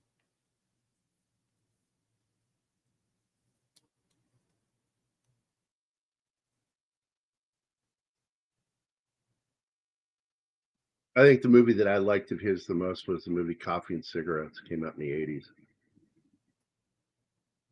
He did a lot of music videos, but he did a few movies.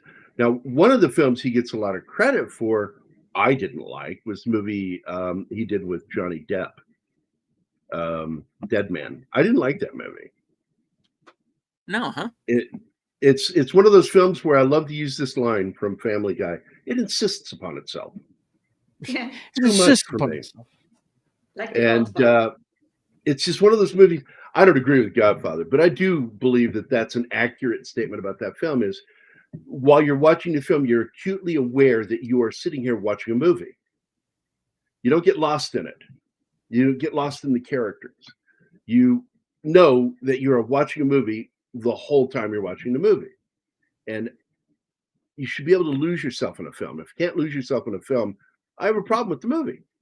And that's one of those films I feel that way about. So I don't like Dead Man. I didn't think it was a very good film, but I liked Coffee and Cigarettes. I remember seeing Night on Earth, and which is incorrect. I told you I'd forgotten about it, but I did. I love the movie Ghost Dog: The Way of the Samurai. Yeah. Forrest Whitaker, I really right? liked it. Yeah. And he did a little film that I kind of liked with Bill Murray called Broken Flowers, which I thought was pretty good. Not great, but it was pretty good. And I think that Broken Flowers tried to capture the lightning of Lost in Translation, but it couldn't. Well, it's the same kind of film. It's done the same way. I still think it's a solid story. I liked it. I like Bill Murray. Yes, it is. But it's not as good as Lost in Translation. Lost in Translation's a better fucking movie. It's great. Yeah, I like that one a lot too. one of those rare times where I would sit through an entire movie and then go back and watch it again. I do that very rarely, where I'll just sit there and watch it twice in a row like that. And Chloe was good in that movie, by the way. Chloe Savini. In what movie? Broken Flowers. Oh. Oh. I can't recall her. There's Rainwater. Didn't see it. Now that's not war paint. That's his mourning mask, isn't it? Yes. Yeah. Yep.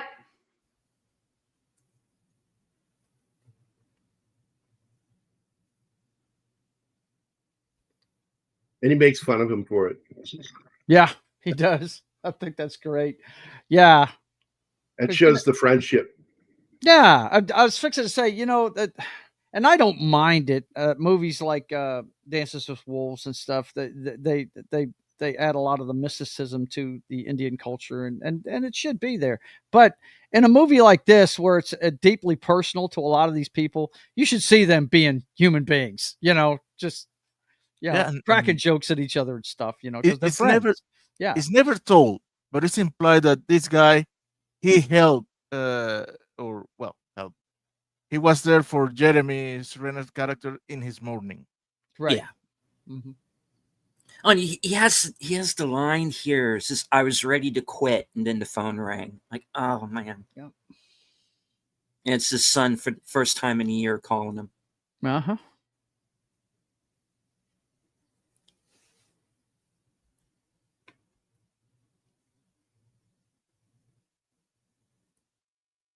Yeah.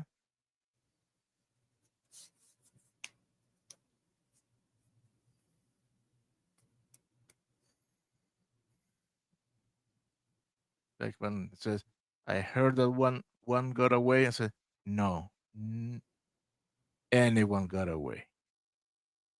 And he understood. Well, wiped out our he has entire a dialogue earlier where they make sure that if he's going to hunt down that guy, he's not bringing him back. This is the subject that is because my buddy Shane Moore and I wrote a story called David Two Trees, and it's a story about a res cop and a city cop, both of them half white, half American Indian, one living in the reservation, the other one living out in the world, and it deals with girls disappearing off the reservation. And it's one that I've talked to with a lot of my Native American friends, American Indian friends, that it is a real fucking problem. It's been around for a while. These girls just disappear. And so I'm glad they talked about that with this film. Hi, Connie. Hi.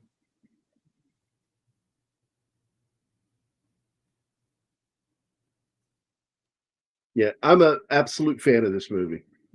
Me too. Big time. Love this movie. And they tell you right there at the end of it about the girls that ended up missing. And it's one of the things I said that it's the double-edged sword of living on a reservation. Because they want that separation. But at the same time, by getting that separation, they also lack the protection. Yep.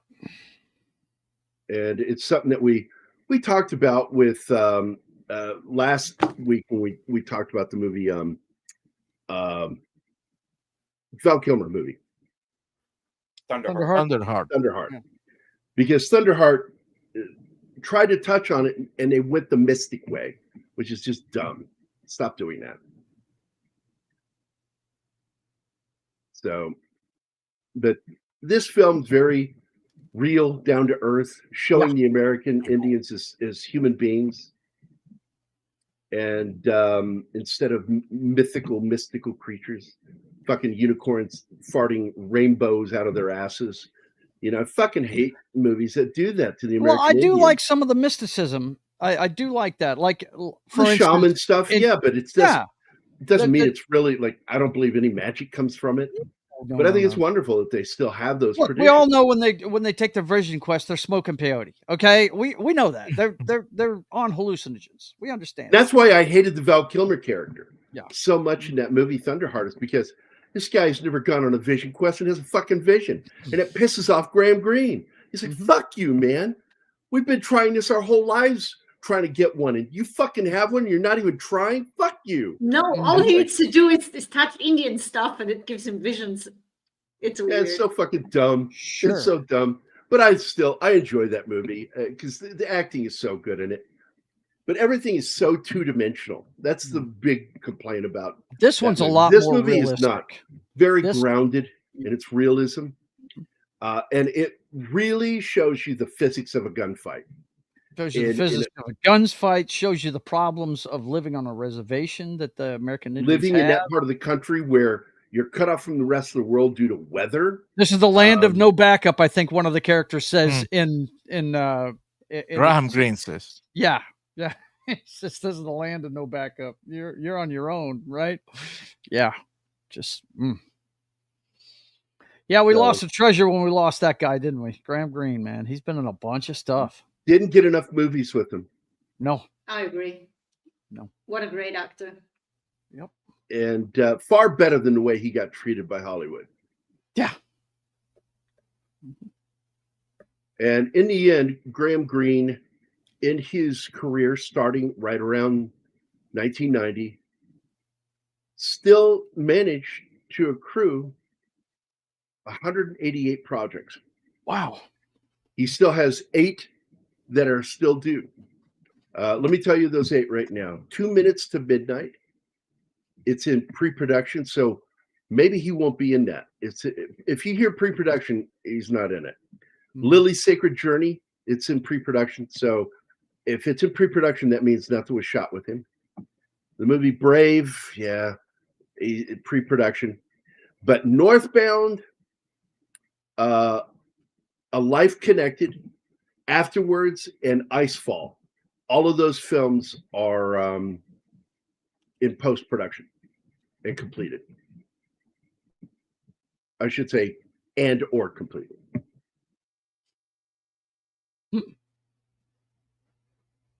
So for a guy that's only worked since around 1990 as an actor, look what he's done. I'm pretty impressed with that. Yeah, well, I mean, Dances with Wolves was a big movie, and he was the Indian actor after that. Look, he was the guy. If you wanted an Indian, you called him first. You knew he was going to be a star when he ran away from a naked Kevin Costner and fell backwards. I laughed so fucking hard at his reaction so funny. to seeing a naked, and then he comments on it. He goes, "You sure he white?" Yeah, I saw everything, including his penis. I saw his penis. No, he asked him, "Are you sure he's a man?" And he's like, "Yeah, I saw his." I saw his penis. Mimics with his index finger. Wiggle, wiggle. Great fucking movie. Yep. So, all right, mysticism is okay as long as it doesn't feel forced. Because there's a movie with, I forgot his name. 80s. He was in Young Guns. He was in La Bamba. Lou Diamond Phillips. Lou Diamond Phillips. Uh-huh. He did a movie called First Power. Okay. I like that movie. It's a little horror film that he did, and he's a cop and looking for this Satanist. And that was a good movie. Yeah. I like that film. You guys ever see it? No, Yeah. Never seen that one. Never heard of while, it. but Let me just see if I can find it. I like the poster. Lou Diamond Phillips. It came out in 1990. It was the year I went in the Army. And in fact, I think I saw that on Post. That's where I saw it. It was at the Post Theater. The only movie I remember seeing on Post was Scarface. I saw that on Fort Hill. I saw several films on Post, including the movie with Alec Baldwin. You see my light blinking? No. The light went out, came back on, went out, and came back on. Anyway, What's happening? I don't know, because nothing else. It was just that one light. Gary is scared his own poltergeist. No, that happened to me in Croatia when in bad weather the electricity would be wonky. I had a weird encounter in just the last 3 months. I'm sitting here, right here, where I'm sitting right now, and I was eating my lunch, and I looked down at my plate, and suddenly, next to me, I saw a gray streak zoom past me on the ground. Turned and looked. I said, "Was that a rat? The fuck did I just see?" Nothing. And it was a dark bluish gray. And I was like, I saw the color, and I was like, that really happened. So then I thought, well, it was with these glasses. I just gotten them back with the new lenses, and I thought, is it possible? So I did that thing where I adjusted my head different ways with the lights, didn't change the lights, and I'm doing this, trying to see if it caused something to happen in my glasses. Nothing. And I'm like, that was really fucking weird. And so I went and I told Lauren and Brad about it, and they're like, oh, well, we had what do you call Russian blue that lived in that room, died in that room. Cat. Woo! And I went, oh, I have a ghost kitty. I'm like, that's now cool. entered the Gary zone. I've always liked ghosts. I've always liked the idea of it because I don't believe in intelligent haunting. I believe in the free repeaters. You know, this is things because like you'll find like large amounts of crystal and metal deposits over some of the most haunted locations around the world. I've never thought that they've been able in cinema. I don't think they've ever really told really good ghost stories on the regular. You know what I mean? Of all the horror genres, that's probably the less effective. They always go to the extreme instead of just telling a straightforward ghost story. You know, and but anyway, so I believe that you know that energy gets captured just like on a tape recorder. You know, the Earth itself can be a tape recorder, and we get these things. It's a high burst of energy that got captured for a moment. And you'll see that shit. And I believe in those kinds of ghosts. But I did say this to a friend of mine. I said, but I have absolute proof that if there are intelligent hauntings, then the proof is this. Are you ready? There's no such thing as a haunted mobile home. That you know of. I don't know. You never hear about it. I've watched every ghost show they have on television, man. That's true. There's you never a going haunted into a camper trailer. No trailers are haunted. No. It's always a building. It's always, you know, a house. You know, you never see like a washed out white cracker trailer trash fucking place haunted by a ghost because nobody would fucking stay there. Hence, if they're intelligent, that's proof they're intelligent. Because there's no use hauntings of all sorts of things, but never fucking mobile homes. So what you're telling me is you have a free repeater, a great blue cat. He's a free repeater. I've not seen it again. I just saw it that one time. But I've had some weird shit happen to me. And I'm not freaked out by it at all. I'm always find it fascinating. One night, I'm sitting in my studio doing some work. And Zoe was out at her grandma's that weekend. It was just me and the cat. And just sitting there and I'm like, I hear that sound. It's a very distinct sound. You know the sound. Anybody who grew up in the Midwest knows that sound. The sound of a door stopper when it gets sprung. It has a very distinct sound. And I heard it. And I turned and looked at the door. And I'm like, did the cat get behind the door? What's going on there? I'm like, what the fuck? So I went back to what I'm doing, and I hear it again. And I turned. And I went, Ginger, what are you doing? And Ginger is in the chair asleep with me. And she wakes up and looks at me like, what? What? Well, what I know? And I got up and I walked over and I grabbed that door.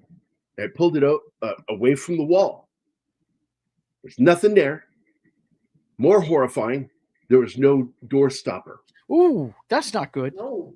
So if you're hearing that sound and it doesn't exist, yes, that would be a problem. Woo, woo. I'm Mr. Logic, so I'm like, wait a minute now. I said, it's possible the sound I heard was an echo. Could it come from the bathroom or Zoe's bedroom door? Because it's straight across the hall. So I go, no stoppers on any of the doors. And that is a distinct sound that I love know the story, when I Gary, heard it. but I got to go. I got to show it at the bottom of the hour. Get the fuck out of here. I'm tired of your ass. Bye, guys. Good to see you guys. Bye, Deleted buddy. scenes. I don't Bye, see Joe. you enough. See you Sure. later. Be good. Take care. Bye, Brother. Joe. Bye. Yeah, we need to wrap up anyway. But I wanted to tell that ghost story. Yeah, I keep seeing Loki out of the corner of my eye. Well, we It's keep happening. seeing things. We kept seeing things at that house. And one night, Ginger was sitting to my right side. I'm on the sofa.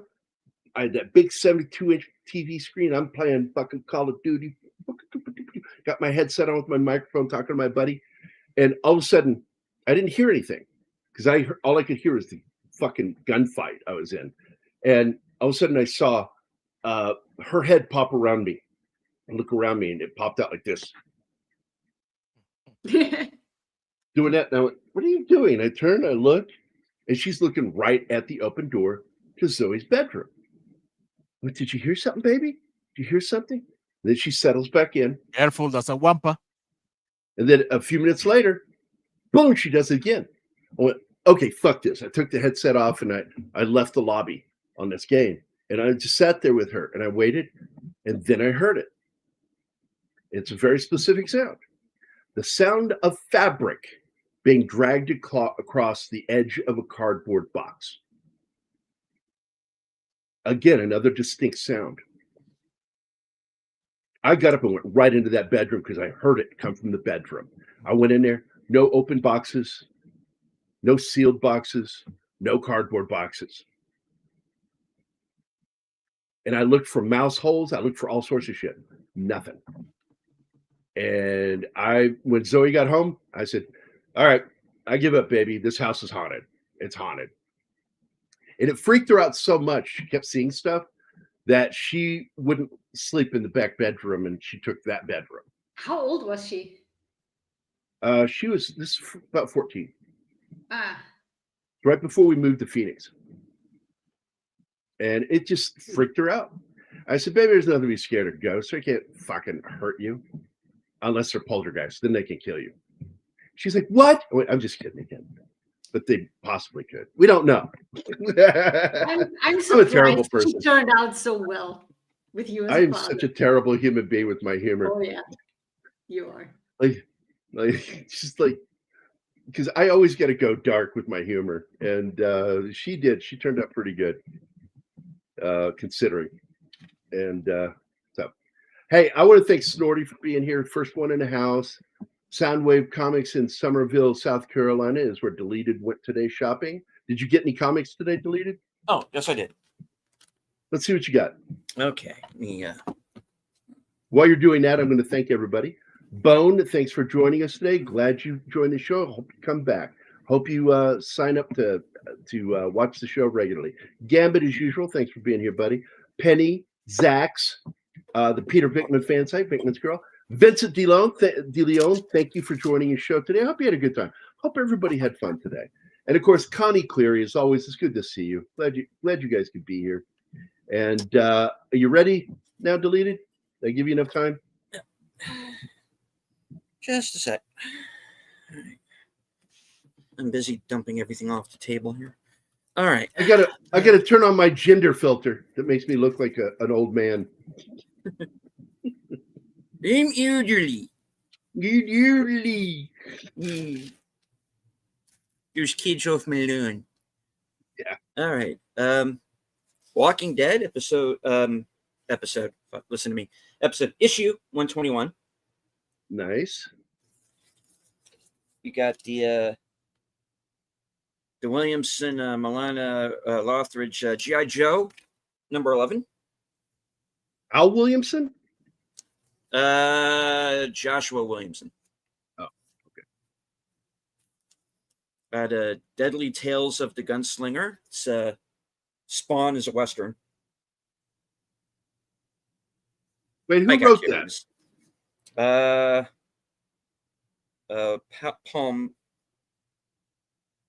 Palmiotti. Okay, I don't know him. A friend of mine Palmiotti. that we used to be friends. I don't think he likes me anymore because of my politics. And he wrote a gunslinger series. I can't remember what the title was. I don't want to say his name because I don't want people.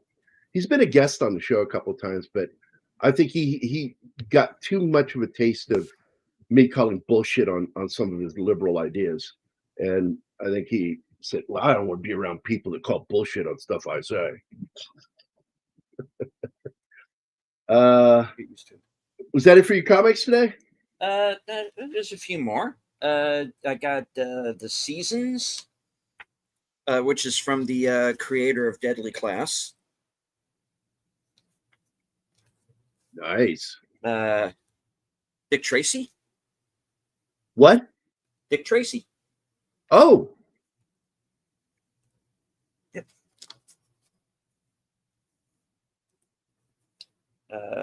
There's a new one that takes place during the Cold War. It's called No Man's Land. And there's all the different covers for it. Nice. And this one I've been curious about. I don't have all of them because it goes back a ways. It's a series called The Sixth Gun. And this is the new storyline. Who created that? Colin Bunn. That's him. That's him. That's the series. He's the guy that I think got sick of my being conservative. Oh, is he? Okay. Good writer. Anyway, I do like his writing. We've had him on the channel. Keith and I have had him on because we've known him for a long time. He and I've done we've done panels together where you go and explain about what it's like working on comics. So yeah, Colin Bunn, that's the dude. Nice guy, but I don't think he likes me. Well, I don't want to go down that road because we'll be here for another 2 hours. But yeah. I have a thing. It's a bit of a minefield talking to people these days. Yeah, people not liking me, I'm okay with it. I really don't give a shit. And now I said it the other day with Zach's because I was afraid some of the people over on his channel didn't like me. And he goes, "No, they fucking love you. Are you kidding?" I'm like, well, they never talk to me. They never invite me to anything. I just assume they just don't like me. They're like, "No, they love you." And I went, "Oh, okay. All right." So I come on the show. They like you as long as you're not on their show. Yeah. And up until recently, a lot of it is trolls, because it's like, well, we're going to have your channel taken down and hey, how dare you say that and all this. And I'm like, well, you know what? My subscriber count is going up. So. Same with ours. They've tried. Slowly.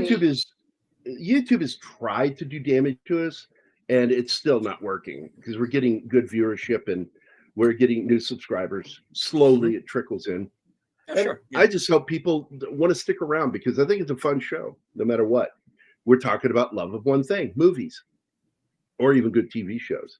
So, guys, if you want to go to Deleted Scenes channel, here you go. You can sub here.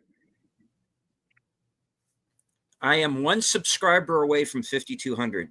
So I'd like to hit that. All right, sometime. Somebody do this right now so he can go. So he can, because if he's anything like me, I'm OCD and on the spectrum. That one would be driving me nuts. Oh yeah, he can't go to sleep unless he gets. I've got to have it even. I have to have even. Everything needs to be even. Drives me up a wall. Thank you, Gambit. Well, I like you guys too. I say it all the time, and I mean it. We got one of the best chats going. In fact, in my opinion, the best chat. But what's funny is a lot of our chat is shared with like Deleted Scenes. A lot of you guys come from there or you went there, because of who we hang out with. I have a small group of people I like hanging out with. And I haven't had a blow up in a long time on the channel. because some people weren't invited back, and it doesn't mean I didn't like them. I still like them. I just don't want to do shows with them because they frustrated me. And poor Delita was here the day that I exploded on everyone, and the exact words I said after the show ended, the credits ended, and we were just in the lobby. The words I said, and I guarantee you, Delita, you're going to remember this. The first words I said is, "What the fuck is wrong with you?" Yeah, that's pretty much. And Baron, poor Baron, was like, "Is he talking to me?" Everybody was like, "Is he talking to me?" I'm like, "No, I was talking to two specific people." And I get really annoyed at people doing while we're all talking or discussing something, that while somebody's talking, somebody else has their camera on and they're doing show and tell. Don't do that. Don't do that. It's already ADD theater. Okay, you are really pushing it when you do that. And I've gotten mad at friends for doing it. Like, please don't do that. And I got mad about one person, but the other person was fucking drunk and high during the show, and it just fucking kept interrupting people, talking loud, and I fucking lost it. All of these things you pointed out multiple times. You're like, these are the few rules that we have. You don't do that, and you don't get high or drunk on the show. The only time I didn't get angry about it was because he didn't know he was drunk until it was too late. Oh, Pope? Yeah. Pope was celebrating that he got fired. He got fired from his job, so he was celebrating and didn't realize that he had downed pretty much almost half a bottle of, I think, Jack Daniels. And it hit him about halfway through the show. Yes. Because he started the show completely lucid. Yeah. He was perfect. And then boom. Yeah, it was like boom, boom, boom, nailing it. And it was funny, but I felt bad because I'm like, oh my God, he didn't know he was getting drunk. Oh shit. No, and he must have drunk that in a short amount of time. And then it takes time, and then it kicks in like boom. And it kicked in. Yeah. And we're about 1 hour into the show, and I'm like, I'm gonna have to end the show early because I don't want to embarrass. I don't want to embarrass him. But he realized and muted though. So he muted and fell asleep. He stayed on the show the rest of the show, unconscious, but he was muted. That's more than Keith is doing. Keith is just falling asleep without muting, and then you hear him snore. Keith doesn't take care of himself, is why. Keith doesn't get enough sleep. Yeah. No. And I worry about him about that shit. But he'll do it. He'll be like on a show, and I'll even, he's done it on camera. Like, oh yeah, I've been there. And then you hear it.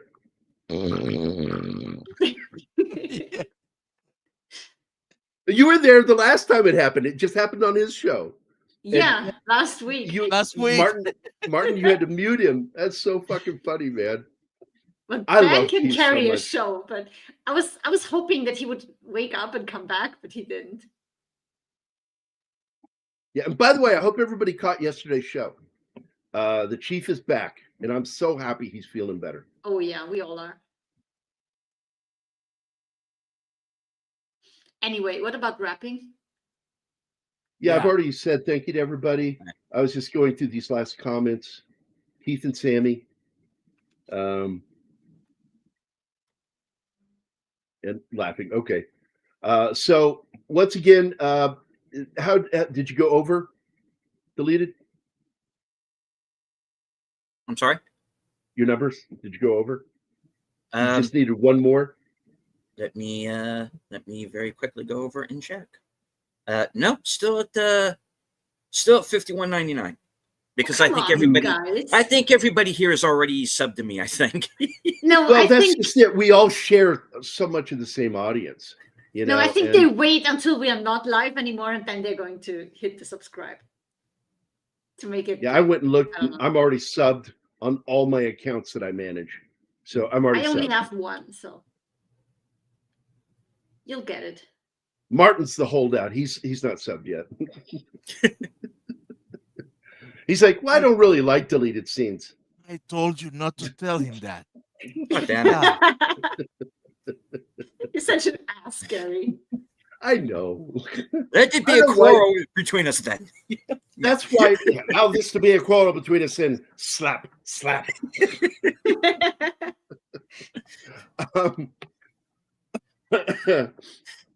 I love those stories.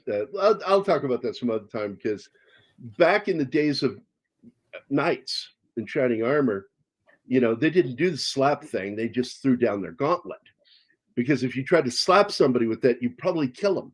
Yeah. So, but anyway, guys, fun hanging out. I love this movie. If you've never seen this movie, fucking watch it. It is a modern neo-Western. Yeah. And I just love this movie. And it has one of my top 10 favorite shootouts in a movie. That scene, when it fucking happens, man, it's fucking insane. And that took a lot of training to do that scene correctly. And I guarantee you, each person was trained exactly what they're supposed to do. And fuck. And even when you do something, that's the thing about good shootouts in movies. Even when you do the smart thing, you still might fucking die. That's why they're scary. So anyway, don't forget to leave a comment after the show ends. It helps with the algorithm. And I got to tell you, Gambit, you leave some of the best fucking comments. Penny, all you guys do. I love your comments, but Gambit just knocks it out of the park. Tom does too, by the way. I like his comments too. But Gambit fucking puts in those fucking times to let you know what moment he's talking about. Yeah, just don't shit on me anymore, Gambit, okay? Gambit, you shit on her and me all you want, but just remember, you want our love too. Fuck you, Gary. All right, guys, we're going to get out of here. Everybody, have a great middle of the week, and we will see you again on Friday. But Martin will be here tomorrow with Keith, I'm assuming. And I'm too lazy for all that, leaving comments. That's okay. So, but thanks again, guys. Don't forget, this episode is brought to you by Backdoor Beaver. Oh my God. I could have lived without seeing that for one day. Sorry, baby. Or as one of our favorite characters would say, oh my God. Just remember, Beaver's got a beav. Beaver's got a beav. Fuck that.